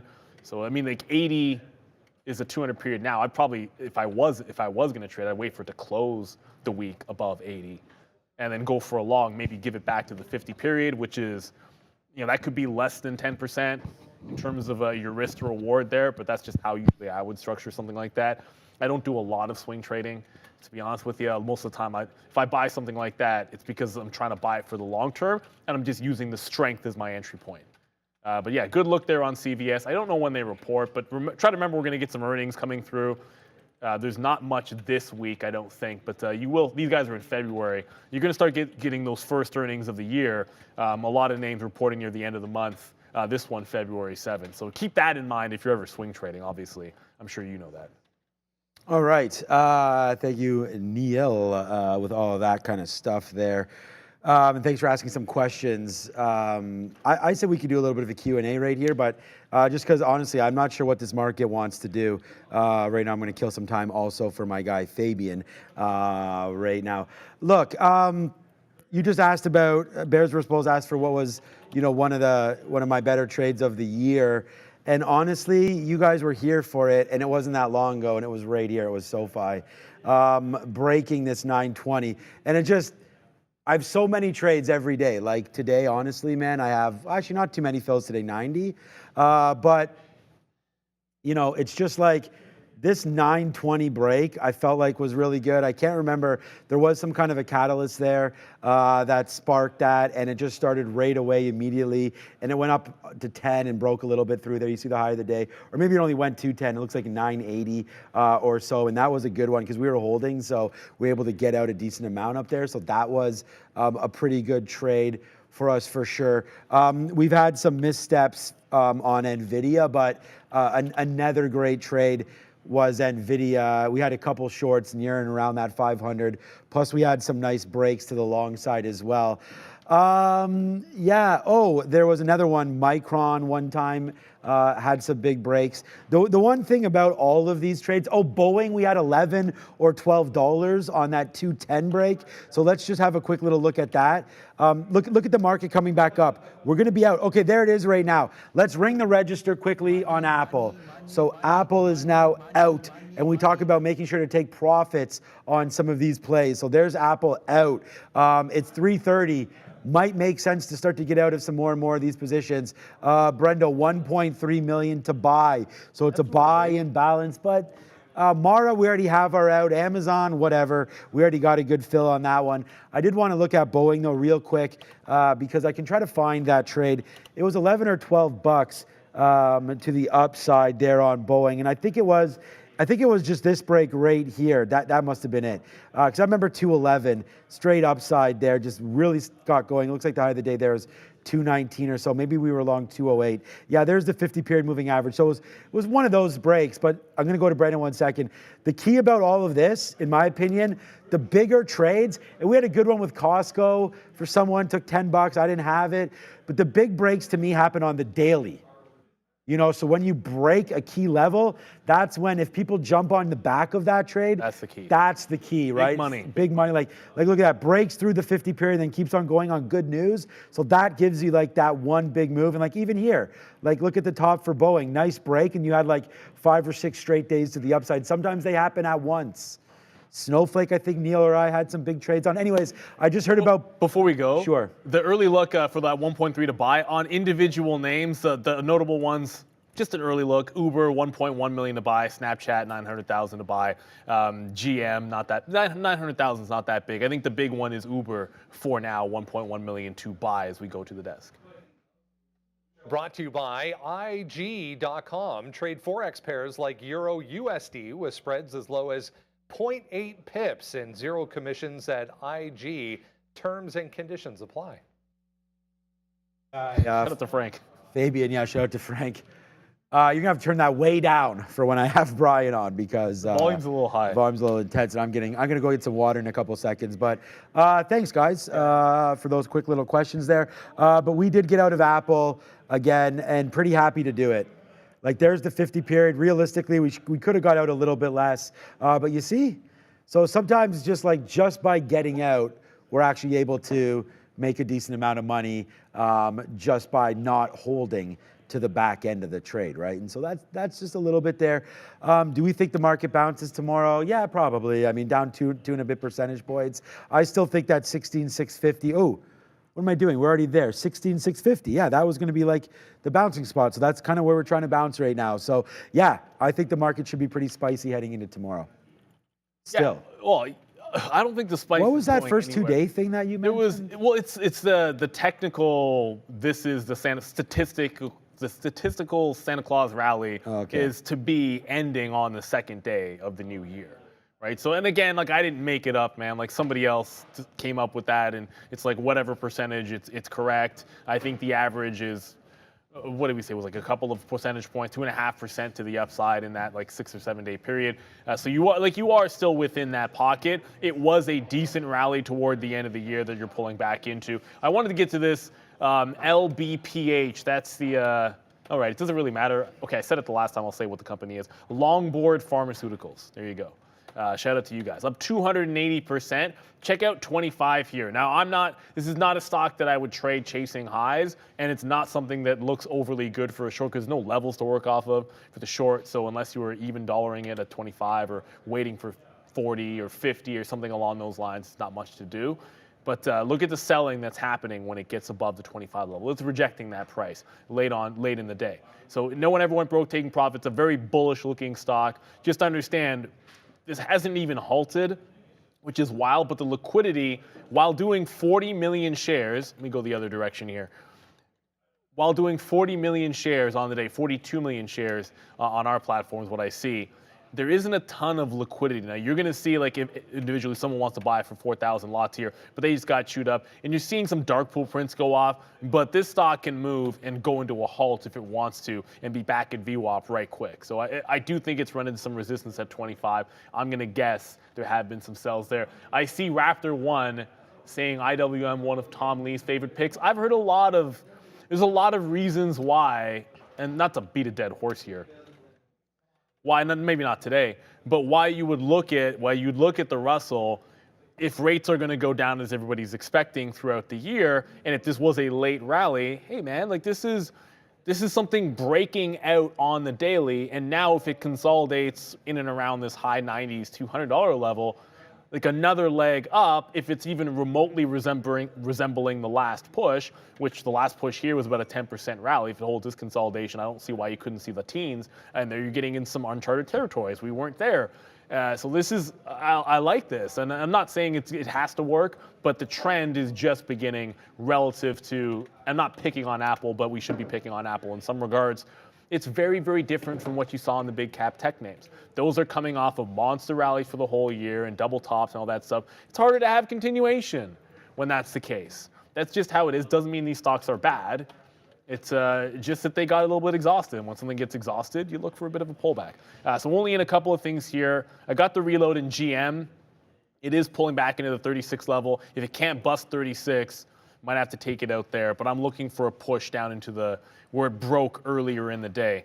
I don't actually know if there was a story as to why GM and Ford were strong, but as Sean mentioned, and I'm going to pull up, only because I didn't do any buying in this stock. I do own Ford, but the bottom that got made after the UAW deal, I mean, it broke 10 and double bottom, like pretty much right exactly at like 965, and then look at it consolidate. Like there's the bottom, consolidate at the local high. When we talk about breakouts off the low, double bottom, consolidate right here. Gave you a couple, like 3 or 4 days hanging out at that previous resistance spot and then just shoots to the upside.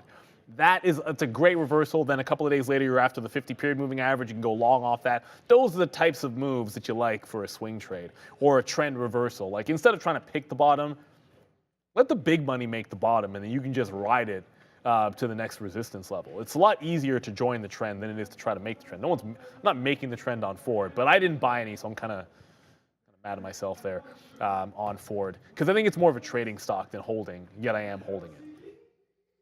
Yeah, I don't know if it's a trading or a holding. I think it's, yeah. I mean, we had some swing trade bottoms.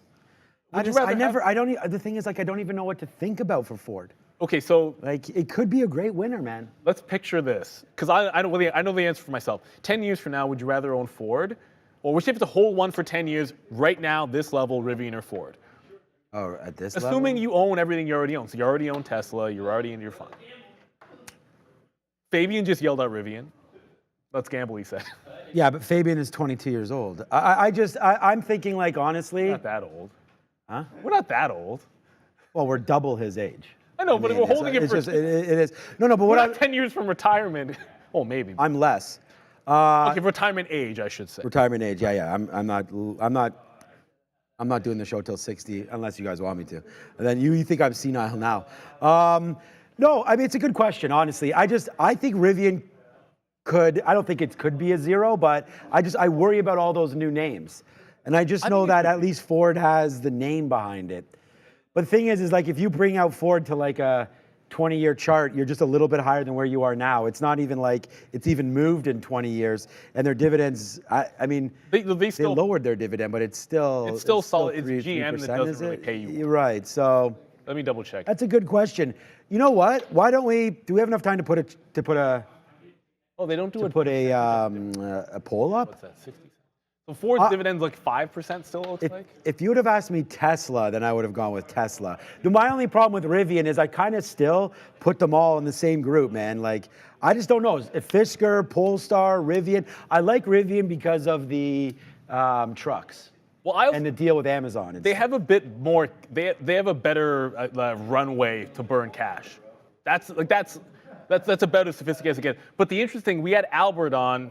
Sharif had Albert on, and one of his value picks, correct me if I'm wrong, was Ford, which I thought was a little bit interesting. I'm not. Yeah, I don't know. So I can't correct you. I wish if we had him on back on again, I would love to hear like his thesis because that's been a quote unquote cheap stock very often, which has not really done much for the name. Rocking the beard, Amazon going to carry Rivian, it does help. Because if you're going to not be a zero, and a lot of those EV names are going to be long shots, if you're going to not be a zero, having some cash behind you so you have a longer runway to run the chain out, that matters, man.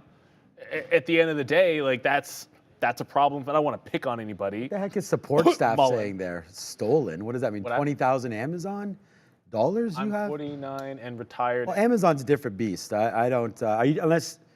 The reason why I mentioned Amazon there was same reason that Neil just mentioned it, or someone in the chat mentioned it, is that I think Amazon, the deal with Rivian, where they're planning on having like 100,000 trucks by 2030 or something like that, or 10,000 trucks, whatever the number is. That's sort of the push forward. I think Amazon's a way better. I mean, I would invest in Amazon over both of those companies. Yeah. Well, we wouldn't give you that choice because I know. No, that's. Yeah. And then, you know, it'd be a fun game to play. We should do that like every once a week. Like just pick two, and it's like you gotta boom. This is the one. Yeah, once a week, once a day. Like yeah, whatever. I'll do it once an hour. But that is a good one. I like that. It's a good one, Neil. We can do that. I think we should do that. If then or something, or if we'll think of a name for it. All right. What, like Costco, I was going to say, when someone mentions Amazon, I always think a little bit about Costco. This is the only other retailer. I don't own Walmart, I don't own Target, but I do own Costco and Amazon. These are the only two retail names that, honestly, I trust. I mean, Macy's is great, just moves a little bit fast, back and forth. I really like Costco. You know, any company that can just keep on charging you to shop there, I like it. I think that's a good move. Same reason why I like Amazon with their Amazon Prime. We actually talked about this on the podcast with Amazon turning around and going to start charging you, because right now it's included in Amazon Prime. I think in February, here in Canada, it's $2.99 a month if you want, plus the $99 a year if you want anything on Amazon Prime. So add it up. Again, I don't know if that's true in the States, but I'm pretty sure they got an email or something about that in Canada. So I will double check it, but I'm almost confident that's what it is. Look, Steve G, what's up? We don't have Kroger here. We don't have Walgreens or CVS or any of those companies here north of the border. Target came up here and couldn't make it work because our consumer is way different than the rest of the United States. A lot of US companies can't exist in Canada. Like, just pricing is way different. For some reason, we pay a lot of money for everything up here. And I don't know why that didn't work for Target, but their CEO came up here, was here for 3 years, and then closed everything down, which my wife was... Despite the fact that hating on whoever that a lot of people were very happy with Target. Yes, it was literally my wife's favorite place, and I still know people that go to Buffalo. Oh, it's without ads. That's what it is. Okay, so yeah, well, same difference. I ain't watching no ads. Ads? You know, I don't watch no ads. But on Amazon Prime, I may watch ads. Because I don't watch Amazon Prime, so why would I? I watch too little Amazon Primes. I think to care. Like I'll take a 30-second commercial. Like whatever. I'll watch Reacher. What the hell else is on Amazon?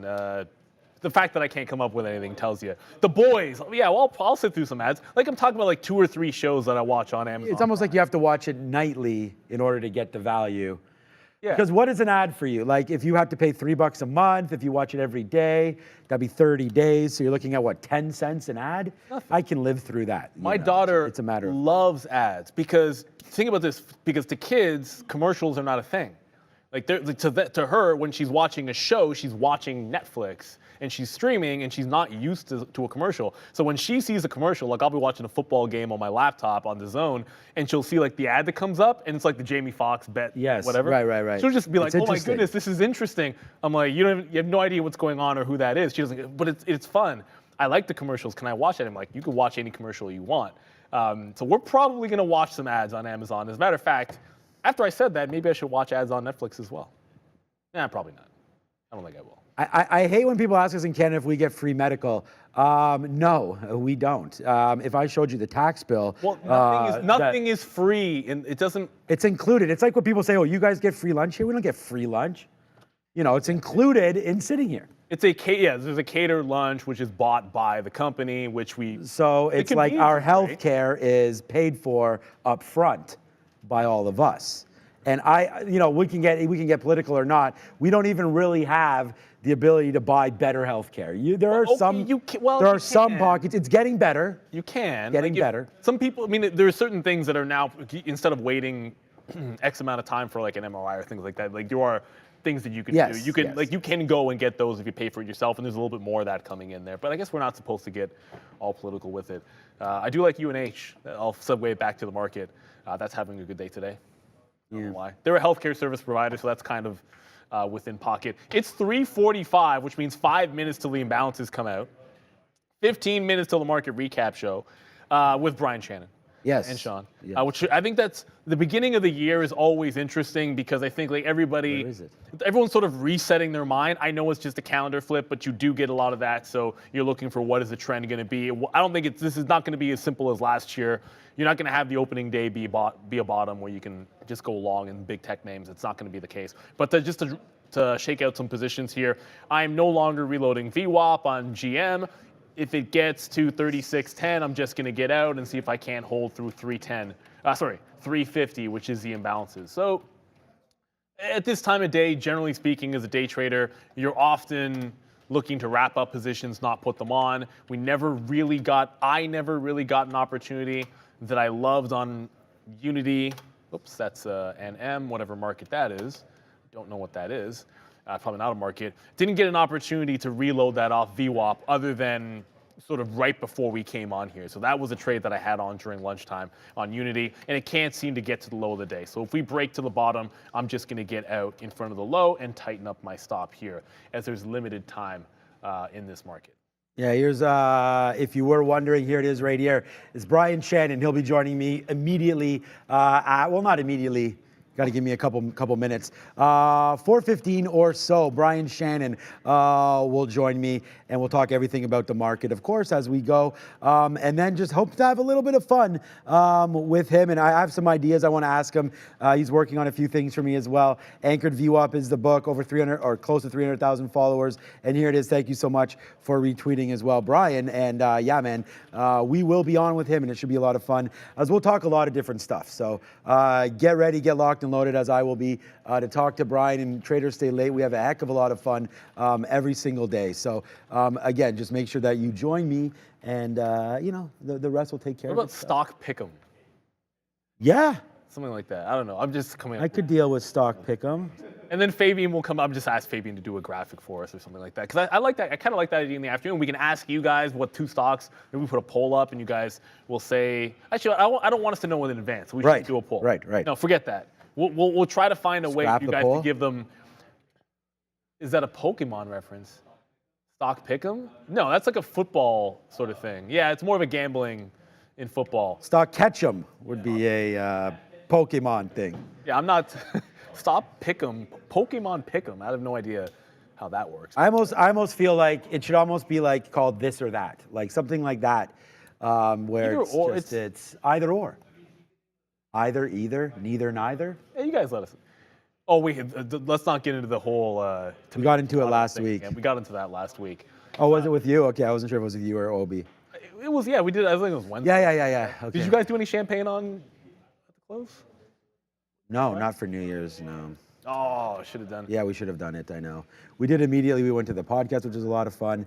Oh, 348. well, yeah, you don't want to get Oh, no, I mean, yeah, the podcast, I mean, that doesn't matter for the podcast. No, well, Brendan didn't want any of the rum and eggnog that day because he was going on the week before.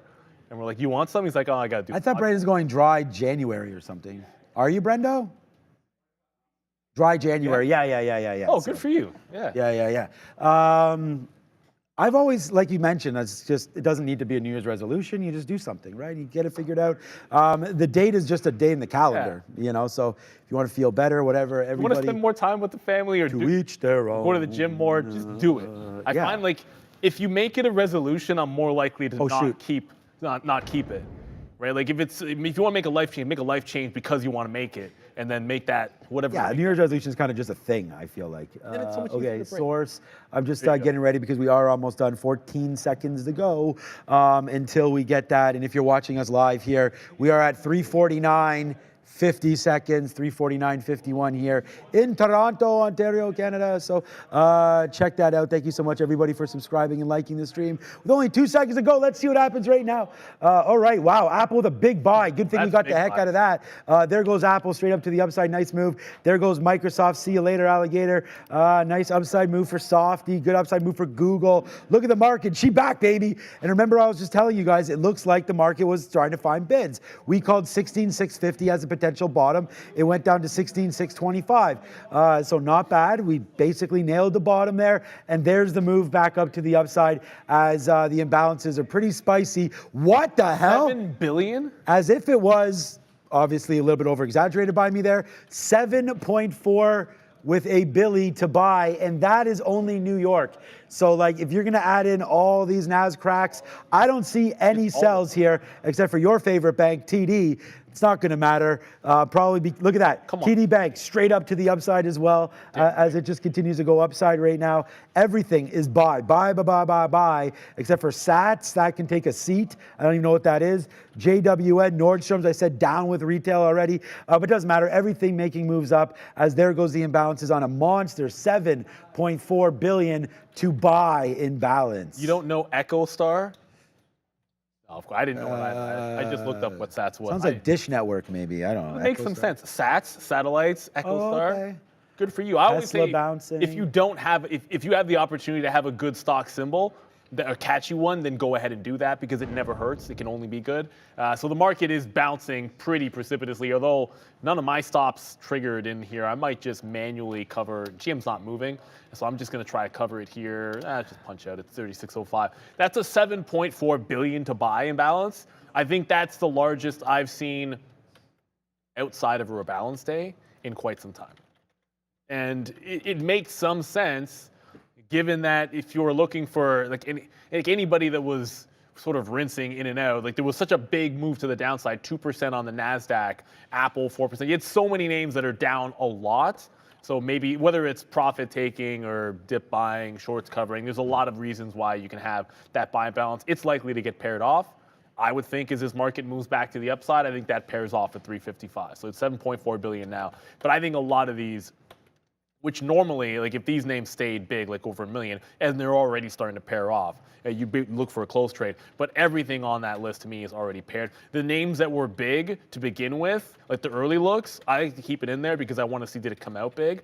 Like Uber comes out a smaller buy than what was the early look. That's actually weak. I leave it up there because if Uber comes out 2 million to buy when it was 1.1 in the early look, that's a lot stronger. The fact that it came out 900,000, I want to remember that that's actually shrinkage from what we saw in the early look for Uber, which is kind of disappointing. Unity, the only thing that I'm left in here. Again, I just moved my trailing stop into 38.70 and then put a bid in front of the low of the day. I think I move it to the local bottom at 38.5. Whether it's Unity, Affirm, pick your high-flying squeeze type name today, and it probably got burnt a little bit going into the first day trading day of the year. It's a function of how far these things have come up. Unity over a double. Affirm correct me if I'm wrong, was Affirm not the biggest mover? I want to, you know what? I feel as if in the back half of the year, Affirm was probably the strongest stock that we look at on a regular basis. It almost certainly was. This is a triple just from October. Like this could pull back to $40 and that's not even anything, right? Like this stock, I mean, forget about it. Like that's ridiculous. 5% is nothing on this, up or down. So we got to make sure we're trading the names that move. And this until proven otherwise, Unity till proven otherwise, Tesla till proven otherwise. That's going to be a big deal. Would I ever buy a Rick James Unity ring? I don't know if such a thing exists. Wow, like from Etsy, probably. Well, his Unity ring. Oh, the actual Unity ring?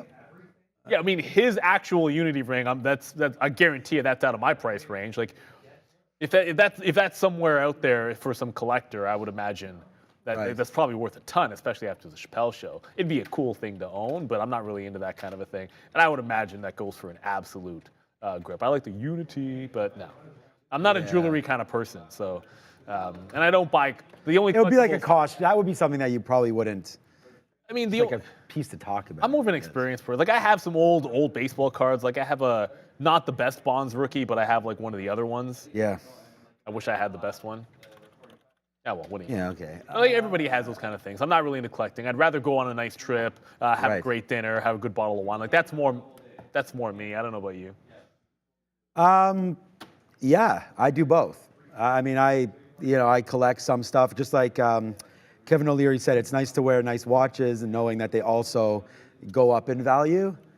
Yeah, I like drinking a nice bottle of wine. The problem is when you pay for that bottle of wine, then you drink it, it's gone. So I feel like, oh man, there it goes. But you get the experience. Yeah, you get the experience. There is something to be said about that faux show. Okay, it's 3:55. I got to go over to the next desk. But for right now, man, yeah, we're just going to continue to do what we're doing. And that is hopefully continue to make money, have a lot of fun with everybody. And I got to get out now. So Mara's going to be $2 in the money. So let's just put a bid on that and get out if we can. There on Mara, canceling over my Amazon bid as well. Amazon did make a move back up. I mean, the whole market kind of bumped up there, but Amazon's pretty good. It's still really in the pocket now, so I'm okay with this. I just put a bid on Mara, but I guess it would have missed right there. Oh, okay, so I'm just bidding out of everything when I should just be punching out like crazy. So there we go. We'll get out of Amazon at 75. Wow, we're flying. Yeah, Mara, like that just flew upside a little bit there as well. All right, we'll just punch out at 90 to end the trade. So there it is, man. So back-to-back jacks to end. Good trading, and I just hope that everybody, had some good trades today. Join me, Traders Stay Late. Afterwards, we'll be doing that. Tesla, what a mover that is today again. I think we'll probably look at this a little more than we did today. Definitely traded it early and was a top stock, and then I left it alone. Watch out for this 252 tomorrow. I do think the market bounces. I mean, it's nice to see the market not closing on lows.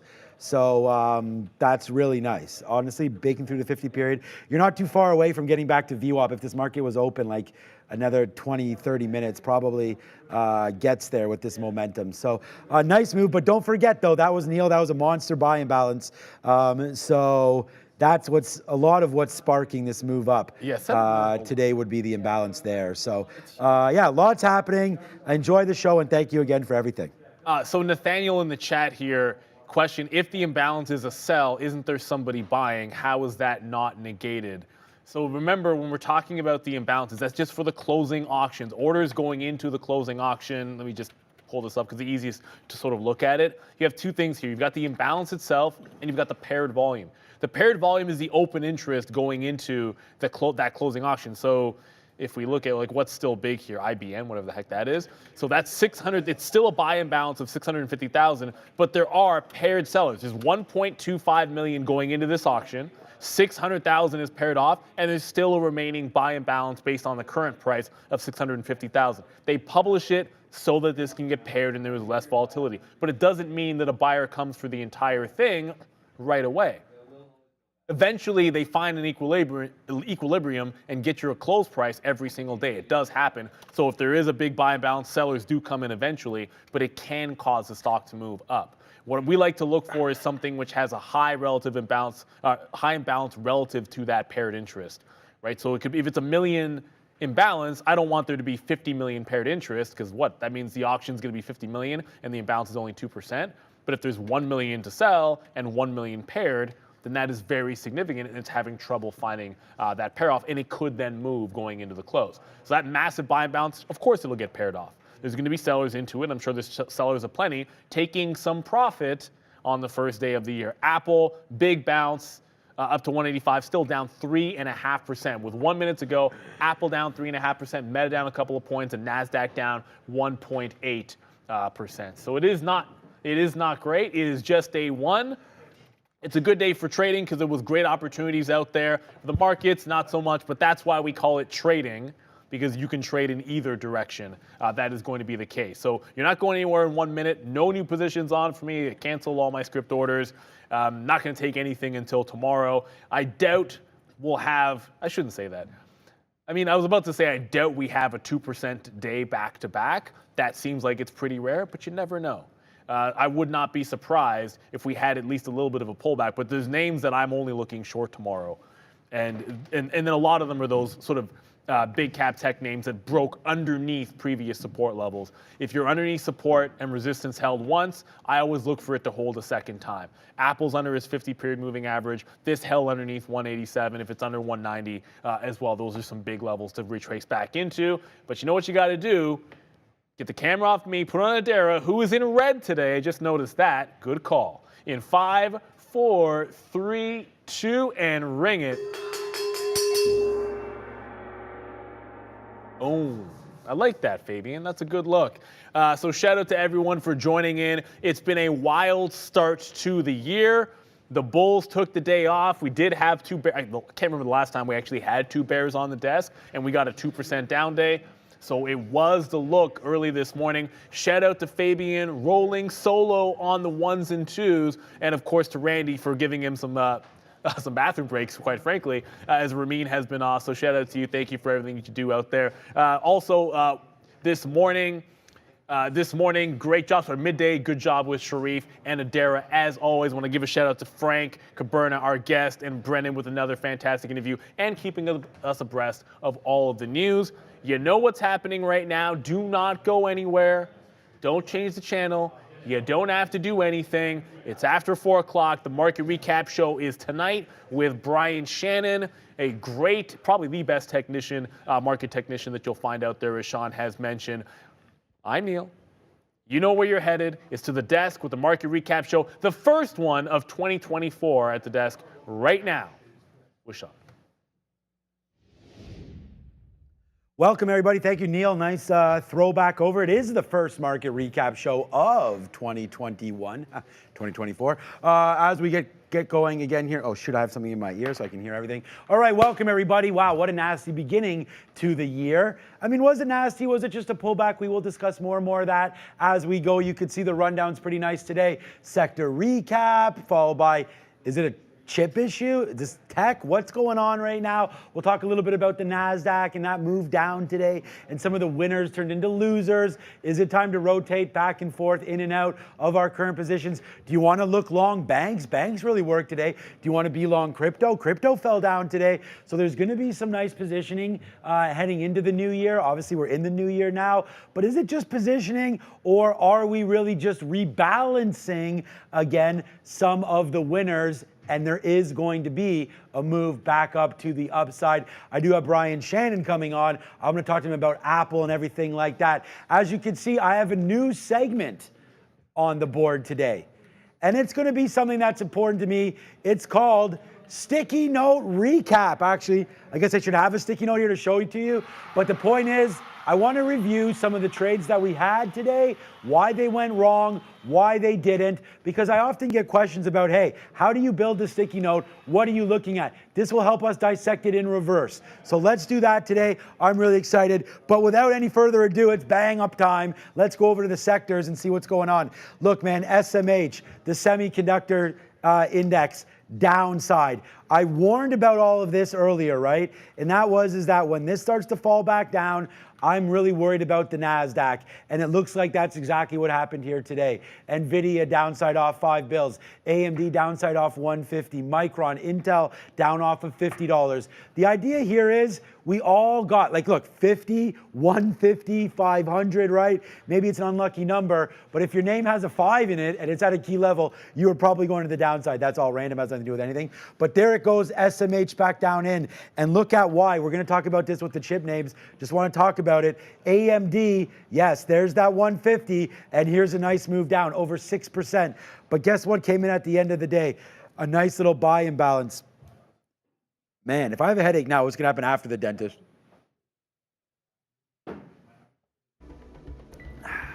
All right, you know what? Today, China worries continue.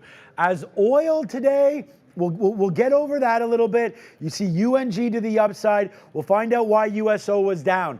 But if oil continues to go to the downside, are we sort of foreseeing potentially not a soft landing?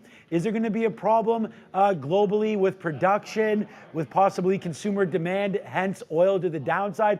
Look, I like paying less at the pumps. Brendo and I talked about this on the podcast. Make sure you check that out.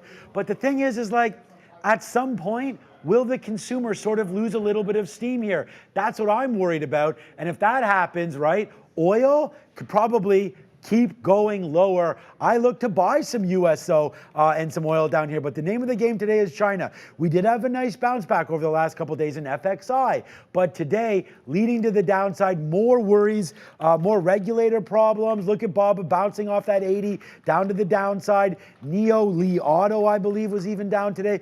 Oh shoot, Sharif, man, do not look at this. Lee Auto down today, 7.5%.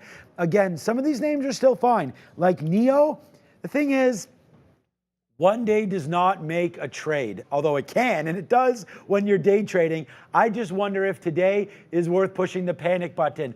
Often, a lot of traders' this is gonna sound crazy, but a lot of traders' years can be made by making some bad decisions intraday after an extreme move like this. If you're going to sell off AMD today down, and we're going to talk about this in a minute, or let's talk about a different name, BABA or something, down 4, 5, 6% today, right? That could be your whole year. Like, just by making a bad move today, you've already given up then that 7. Like, if you bought Alibaba into the end of the day on Friday, in Thursday, last week, and then you sold today. We talked about this with Rivian, with Neil. You can't, like, look at Rivian here. This is probably a better example, right? If you bought Rivian up here, maybe I'll make this a little bit bigger. You bought Rivian up on this gap, right? Rivian's looked really great. Even if you bought it here, and you're like, oh, well, today I'm going to sell it. Well, guess what? You, by losing or giving up that 7, 8%, generally speaking, the NASDAQ is up, and the S&P, let's just talk about the S&P, up on average 10.3%. Well, if you gave that back today on one trade, losing 10% on Rivian, obviously this is not a portfolio, but if you gave back that 10% now on Rivian, you need to make that back and more. Do not sell your full position on bad days, okay? Do not panic sell, and we'll talk more about that. And again, this is just advice that I've noticed out of my own trading, reading books, listening to like talking heads out there. You can make mistakes in one day that you will wind up regretting because you just sold in panic. If anything, look to today's move down to buy things that you like. You like Coinbase? Take advantage of the move down. I mean, look what happened to Coinbase today, right? A nice aggressive move down. Can I move this over here, Brenda, in case, so I can see our guest? Thank you. Look at this move back down in Coinbase, right? You're nowhere near it. And I was going to look to see if Brian's there yet. Not yet. So I was going to say, I have him looking at Apple. He's watching the show. He can also look at Coinbase, because as this move comes back in, look how much you've given up in the last couple of days, from 186 down to 155.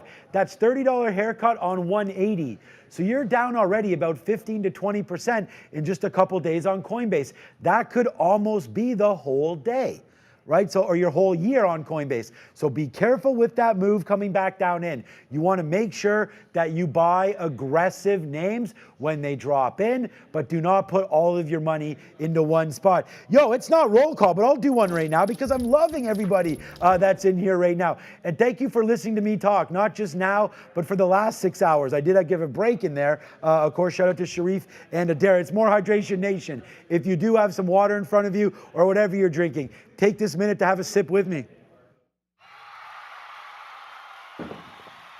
What's up, Benton? Benton is here. I haven't seen you before, have I, Benton? I really like that name. Shout out to you, Benton. Shout out to Richards here as well. Patrick Langlois is here as well, my French man. He says, go, go, go, Sean. Hey, I'm here, baby. I ain't going anywhere. You guys know that. Yo, Jimbo Slice. I know you. That's a great name. You know, that puts me back to that street fighting days, you know, when I used to be a street fighter in the backyard of, you know, I used to hate watching those videos, honestly. That guy, Kimbo Slice, like people, in case you didn't guess, no, I didn't backyard brawl anybody. Very similar to Brendan as well. Yeah, I wish I did that. You know, I did one time have a judge tell me, keep these guys put away or else the next time there's going to be a problem. What's up? You love the Christmas decorations. What Christmas decorations? Oh, on my Twitter account. Oh no, what I was going to say about Kimbo Slice there is, I'm actually not one of those people. It's like kind of like when my wife, and shout out to my lovely wife, I don't actually like hearing negative stories. Like, I don't like seeing people get hurt or anything like that. So, like, I don't even, like, I used to hate watching, like, world star hip hop. Like, I don't like, honestly, I don't like seeing people getting beat up. Like, I don't even care if it's there. Even, like, watching some of that TMZ stuff, like, this San Francisco 49er fan beat up this Giants fan. It's like, no, I hate watching stuff like that. Like, honestly, I actually get emotional. I don't even want to talk about it. But Kimbo Slice, great name. I liked watching those videos, but man, that guy knocked a lot of people out. All right, a couple more. What's up, Paulie D? What's up, Michael Lloyd? What's up, Day Trade? Yo, yo, yo, yo, yo. Maybe I just showed my sensitive side there, but hey, you know, real see real, and that's what it's all about. All right, what was up today? UNG. You know what? I actually didn't look to see what was boosting up gas today. Again, I feel like some of those problems there in the Red Sea and on the Strait. I know there's been some companies now that were going to refuse to put their tankards back in there. Probably something to do with UNG, which is surprising why United States oil is down. So we can watch at that. Both USO and OIH and XLE all to the downside. Oh no, XLE's up today. Okay, so oil service is up. Silver down. Housing down. Which one of these sectors do we like the most? I think XHB.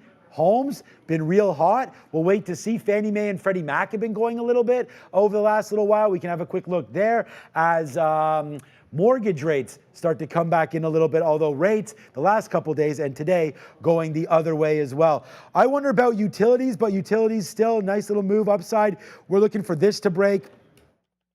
The name that's all the rage, and I know I've talked about this with Brian Shannon as well, IWM. There's a lot of talk about which sectors. I know you're working with him. Is my, I don't know, that's okay. Just my face somewhere in the corner is fine, doesn't really matter. But just IWM again, could be something where there's some value. People have talked about it, and there's a couple tweets that I made earlier today about sentiment getting to near highs of where we were in 2021.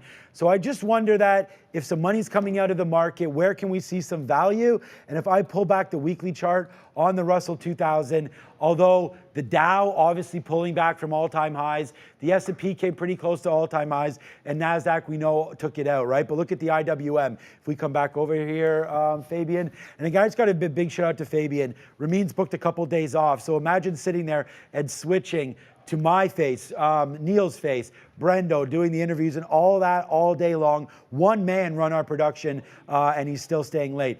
Traders stay late, production crew stays late. Shout out to everybody. But there he is. What's up, Fabian? Yeah, mad love for you as well as he's coming up to raise time. I wonder how much money we're going to have to give this kid. All right, so nice move to the upside, well deserved. IWM, the point is what I'm getting at again, long story short. You still got about, so if we're at 200, you got 240, so you still got about 20% Yep, that's right. Good math on that to get back to all-time highs. If you're looking for relative weakness in any sort of a spot, I feel like IWM might be a place to look. I can also ask Brian about that as well. If there's any sectors that maybe have been underperforming through whatever. There's so much to talk about. I don't even know. Sometimes I get ahead of myself. And I know Brian's watching. I don't want to panic him to look at all this stuff as we go. But okay, next topic, because I wanted to get to Brian real quick. All right, I've said this before with Chris Bretcher on here, with JC Peretz, with Michael Noss. We're going to talk about it again as we come through here. I feel like the SMH and semis has what's led this market to the upside. We got that great news back a year ago, November and October, talking about Microsoft's investment into ChatGPT and OpenAI. What did that do? That was it was only a $10 billion investment to begin with. Add back the 3 that they had before, $13 billion investment, added $700 billion market cap. Huh? As we go, what? So we got a lot of extended moves from Microsoft, from NVIDIA, but what started it all? The rage in AI, in chips. So as those names continued to move to the high side, you had others follow. You had Meta up 198% last year. You had AMD, very, very similar numbers as that. NVIDIA up 240% last year. A lot of chip names led the way. Broadcom, even some names that are more expensive, right? So if they're gonna lead us through the 2023, what can lead us back down? I feel like we are getting pulled forward with some of these rates, and possibly demand getting pulled forward with NVIDIA and AMD on those chipsets as well. How large do these large language models actually plan on going, right? You're gonna have to keep on buying some of these chips and these graphic cards to support the PEs and whatnot from these chip names. So if you're gonna look at SMH, man, and you want to talk about a disastrous situation? I mean, what about a pullback all the way to the 200 period? We got that before, the 50 period. Do we get it all the way back down to 120? If you do that, NASDAQ going to be 15,000 and change, and you don't want to hear that number from me. So right now, 120, possible pullback in, but that means that NVIDIA has to lose itself, right? So unlike M&M, who lose yourself, I fail. Hit that okay boomer. Is M&M still a thing? Like, yeah. Okay, good. You know M&M just turned like 50? Yeah. Jeez, this is not vodka, but if it was, I'd be I remember buying, and I'm sure maybe Brian does too, like M&M, like his first couple albums, it was like, who is this guy? And then all of a sudden now this guy's 50 years old. Like, okay, that's pretty interesting. It's like Snoop Dogg. You know, the guy started when he was 17 or 18. You know, and that's like when those albums first started coming through.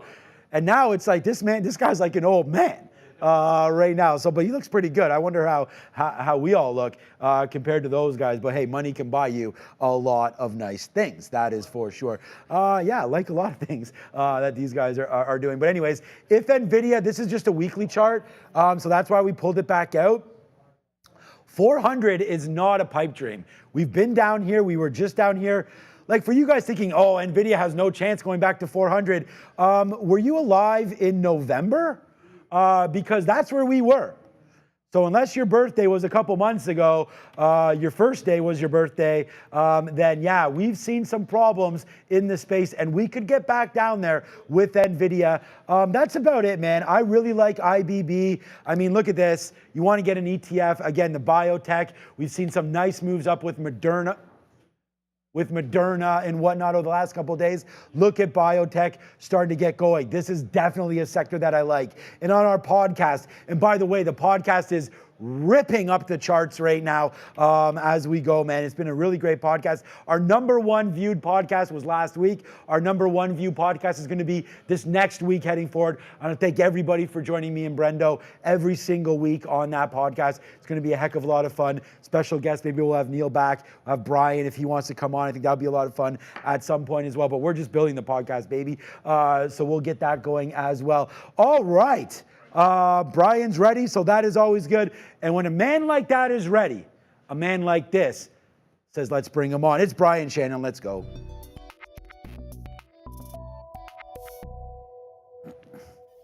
All right, Brian. How are you, my friend? Happy New Year to you and your family. I talked over you. I was going to say the same thing, Sean. Happy New Year. Well, thank you, my friend. And you sent me some nice pictures out there skiing, which is fantastic. Was that Colorado, I assume, or Aspen, or where were you at? Yeah, that's Colorado. Just some backcountry stuff.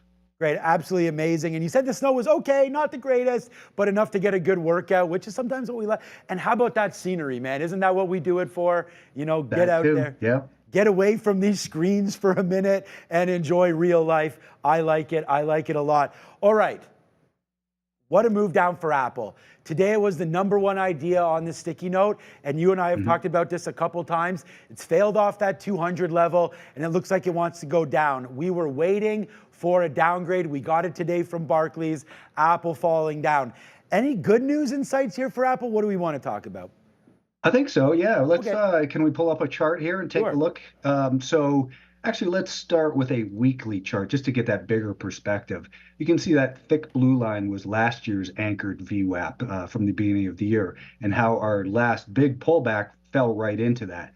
Now, from that low, I've got that purple anchor, and you can see that's pretty much where we are. And from this prior high, we have an anchor just below, along with the 30 and 40 week moving average in here. So this zone, based on moving averages and anchored VWAPs, looks like potential support. Then we go back here and say prior resistance tends to act as support. So that kind of adds a little bit of credibility to that area.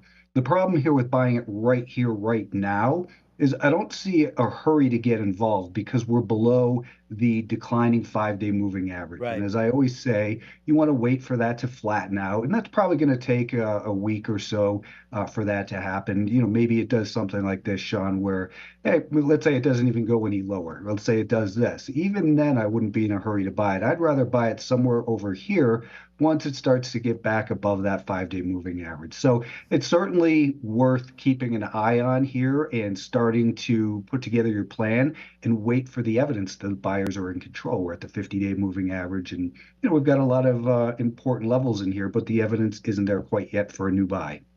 All right, and that's exactly, thank you for basically addressing that question. Absolutely perfect. And that's something that anchored the VWAP to past beginning years of January. Is that something that we'll do pretty much? Like if I asked you the same thing for NVIDIA, for example, is that something that you would do? Would be no matter the stock, anchor it to last year's beginning of the year, maybe January 2nd or whatever that was? Is that something that you often look at for a year time frame?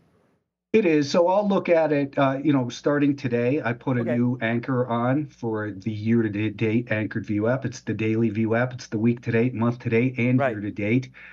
So that will build throughout the year, as did the anchor for NVIDIA here and for the Qs, etc. I'll generally keep it on there for the first couple months just to see if there's anything of interest in there. So, for instance, the energy names are right at last year's anchor. So maybe that's going to provide a little bit of information, but you know, we start a new year and that becomes a great place to anchor from because it often holds a support or resistance throughout the year. Can I ask you about this chart that we have up right now with XLE? Because like it just looks like it's stuck there. Like there's all of your lines. We've all like sort of, we call it barcoding. You know, when you see like a stock that just goes, it looks like you're scanning something at Walmart or whatever. So yeah, give me an idea about XLE, man, because I'm trying to buy some energy and I prefer the energy services, which is going to be XLE. I don't know. It seems like it's trapped. I don't really want to do anything right now. I'd rather wait for a push down into the mid 70s or so. What are we at right now? 84. So mid 70s is still a ways away. Am I right here, Brian, by saying let's just wait on this name? Like I don't want to touch this in the middle here, do I?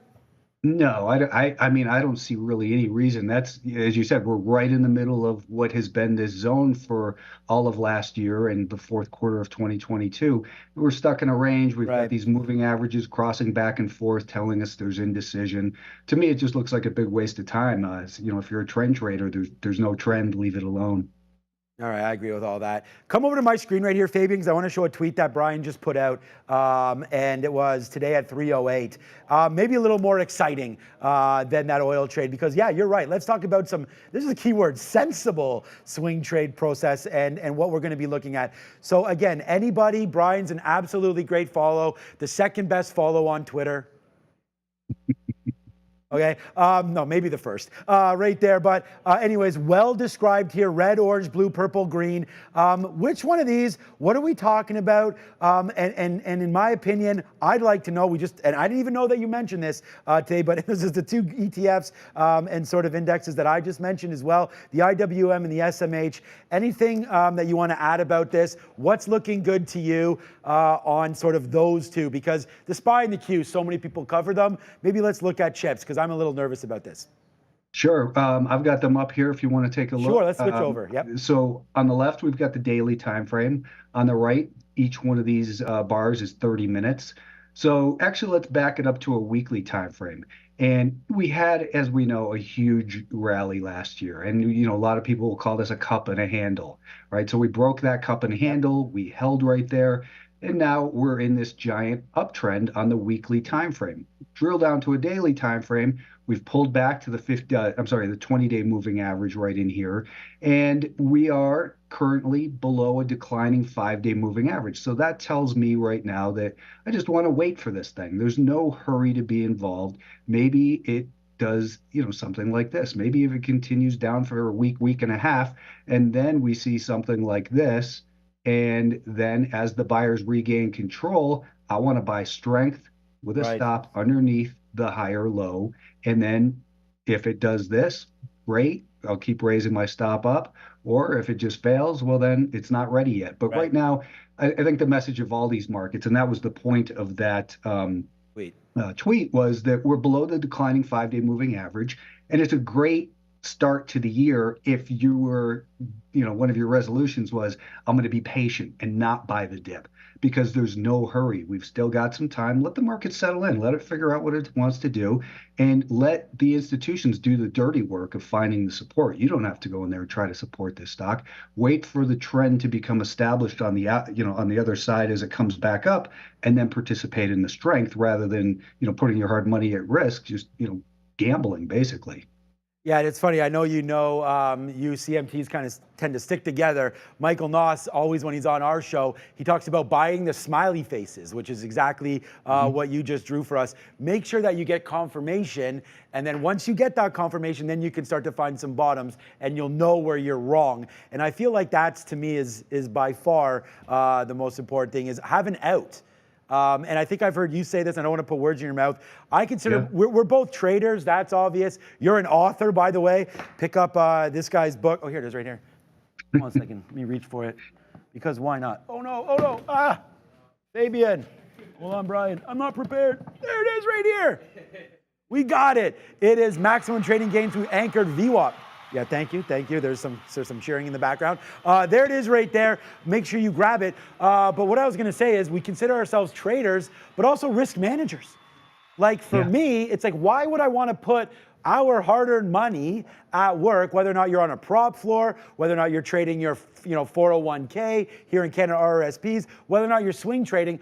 Never put, like, I don't know the saying, good money after bad or whatever it is. Make your decision and get out when your levels break. I had a great example today with Tesla. It fell in, we took $2, it came right back and we got out of the rest, and then it ripped up. But you know what? My stop was hit, and I know you've had examples of this for sure in your life, where you get out for profit or for not, and then it just continues to go. The idea is in the process. And I know you know that. So, all right, is there anything maybe, as we get a little bit late on time, and I apologize, and I thank you for staying late with me, because traders stay late, Brian. This is the thing. That's right. That's right, yeah, I like that. Any ideas maybe that we can look at, especially after a dip down, anything sort of setting up? You always give us a lot of ideas, and then you got a lot of praise on the chat. Over 2,400 watching right now. Is there something maybe that we can open our eyes, or are we going to let this drop down, and then maybe next week when you and I talk, we'll have a little bit more clarity? There was a few that are decent. I mean, I've still got some of that Boston Scientific that we spoke about last week. I still have a third of LQDA, but for new stuff, this DBRG is still early. I've still got an eye on that one. I don't own a position in it yet. ADT, I think we spoke about that one. Let's look at the weekly chart there. That's looking great. It's still not ready, but getting there. ASC is another one that's ready, but not quite there yet. So there's a lot of stuff that's setting up, but not quite ready to go. CRSP, I've got an eye on that one. it outperformed a little bit today, and maybe that one can start to perk up a little bit. But what was this one? PGRE is a nice little pullback. Paramount Group, if you yep. look at the weekly there, it broke this resistance on a nice big volume push. Lighter volume as it's consolidating in here. So that's one I've got an eye on. But the problem with this stock and those other ones I pointed out, we've still got that 5-day moving average declining. So it tells me it's maybe a day, 2 to 3 days away from some of these setups to really trigger, so I can buy them with confidence. All right, Brian. I actually have one more name for you. Do you want to go over a name just on the fly quickly? Of course, yeah. All right. So I'll give you a second to call it up, but I'm going to look at it on this screen just real quick. It's going to be Disney. And there's a lot of groans. I hear Fabian. He's young. He don't like Disney. But you know what? I'm a little nervous because we didn't get back to that 100. I always think psychological levels like 100 are pretty key. We didn't really get back there. We kind of got going. We got to like 96, 97 there. We have a nice bottom. And this goes all the way back to 2020 COVID bottoms right here. And we bounced off of that. I'm just nervous that we bounced off of this because basically every stock in the whole S&P and the whole universe seems like it bounced in October and November. I don't really like the name. I don't really like the story with Disney. Am I crazy to hold on to this? I don't know. Tell me about Disney, anything you have. I don't know if you've got some. I think it's worth holding on to. The weekly chart says maybe it's made its bottom in here, and it's trying to, it's in this accumulation zone. If it can make a higher high over last year's fourth quarter high, then we have an uptrend. But for now, it's just kind of neutral, getting ready to go maybe. I like that it's right here. This blue is the 50-day moving average. Right. That's going to cross up through that black 200-day moving average. And you're going to start to hear people talk about the golden cross, which really means nothing, but you'll hear it anyway. But it's good that the 200 days maybe going to start to flatten out here. This is where we were 200 days ago. So that will still decline for the next 3 to 4 weeks. So I think it's still a little bit early in there for new purchases, but this is definitely an area where I'd like to see it hold at that 50 and 200-day moving average. Okay, yeah, agreed wholeheartedly. Where'd he go? Where is he? There he is. Hey, Mr. Shannon. Okay, all right, at Alpha Trends is where they can find you. Thank you so much for joining me one more time. And again, let's make 2024. Can we make it better than 2023? I mean, 2023 was pretty good. Let's see if we can beat, I don't know if we'll beat those returns, but let's see if we could just have a better year. How about that? Let's all focus on our process and make sure we stick to what we meant to do. And then hopefully the results come because the market rewarded us for that. That's exactly what it's all about. We can't say that enough. It's like more education, understand the process, and have reasons for your ins and your outs. It's Brian Shannon, and we love him here. Thank you so much, Brian. Have a good one. I'll chat with you next week. You got it. Thanks, everybody. Thank you, my friend. All right, a lot of love there in the chat. Kudos to Brian. Thank you, Brian. A lot of people loving that. And a great take, and that's why traders are staying late. You get traders that go on other programs. Starts with a C, ends with a C, has a B in there somewhere, maybe an N. Those guys are coming on. They've got all their stuff prepared. There's no it's me and Fabian right now running this show. All right? We're going to talk about real trades, people that are actually putting on positions, real money at work. Not a hedge fund that doesn't really care. They're just going to speak their book, things like that. Brian going over what's real levels. I know he has prop experience. And hey, man, us combined, think about the amount of years involved with that. I just want to thank everybody for watching because we put a lot of effort into this show. And it's really important that we continue with high quality guests and pretty much not any higher than Mr. Brian Shannon. Go check it out. All right, quickly, as we got to go to our next topic. Oh, sticky note recap. Oh no, we haven't even got to that. Okay, let's just do this real quickly. Bullish sentiment. Thank you, Gunjan. Yo, Gunjan.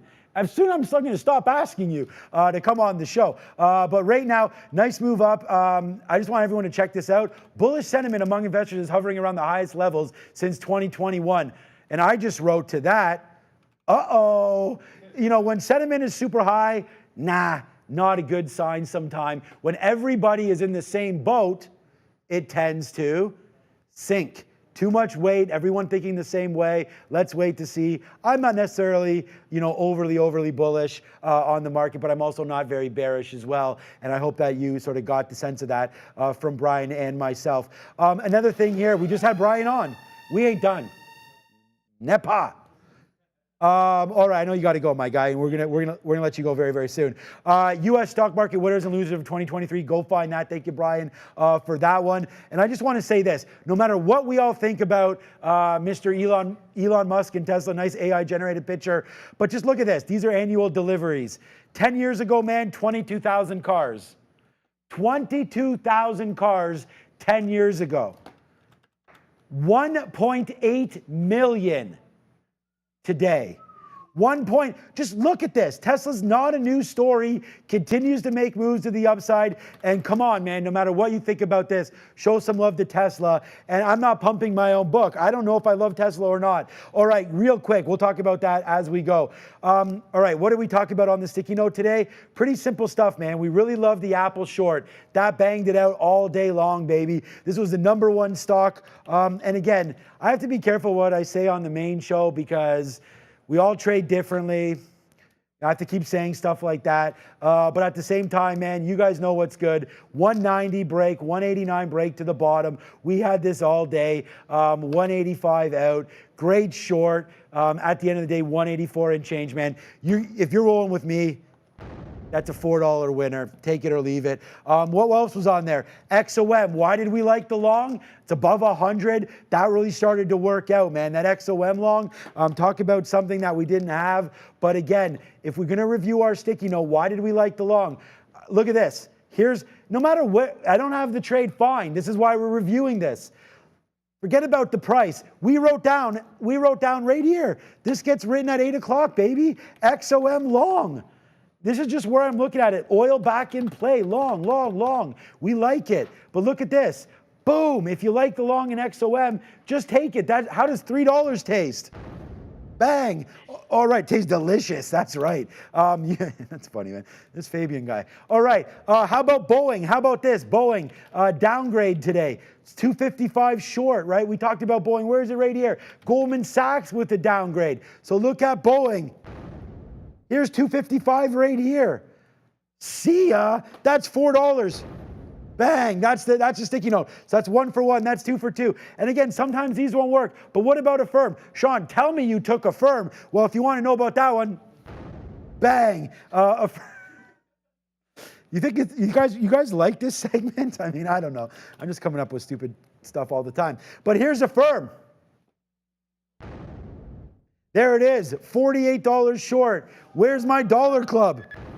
Again, there it is again, Affirm all day, baby. So there we go, man. Sticky note today just happens to be 4 for 4. Doesn't mean every single day, but it's the ideas. That's what it's all about. All right. My guy wants to get out of here, so let's do that. It's roll call time, baby. So if you're still here, who's here? Next topic, it's roll call. Let me know if you like that segment. I don't mind going over that. If I have a little bit more time, I'll do it. But I got to say shout out to B. Shannon there because I'm not going to pull that guy off, that's for sure. Great ideas there. Hopefully you guys like that. Happy New Year to absolutely everybody out there. Thank you for rocking. Traders are staying late, man. This is what we're doing. That makes you awesome. Thank you so much, man. You guys like it. Good. Nice work. You put on a great show. Thank you so much, Paulie D, a.k.a. D's Nuts. What's up to Robert? What's up to Tarksa? There you go. He says me. I say you as well. Happy zombie. Hey, if you're going to be a zombie, you might as well be a happy one. So that's for you, happy zombie. Mr. Ducats. More ducats. Addicts is in the building. Tom's Trades is here. James Dell is here. Oh, by the way, I know I'm super old and I was probably the oldest one at that Travis Scott concert, but honestly, I want to go to all the Travis Scott concerts. That was so much fun. Like every single song, it was like the Maple Leafs won the Stanley Cup all over again. And they haven't done that since '67. I cannot believe how much of a great time that was.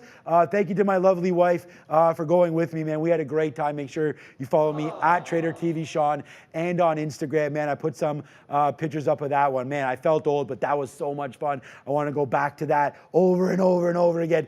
Thank you so much for the calls today. Henry, man, Tesla Printing Bank as well. That's a good one. I'll see you tomorrow. It's Trader TV Live. I'm Sean Catino. Go follow me at Trader TV Sean. Follow us all, man. Traders stay late, and you did it with me and Fabian. Ciao for now. See you tomorrow.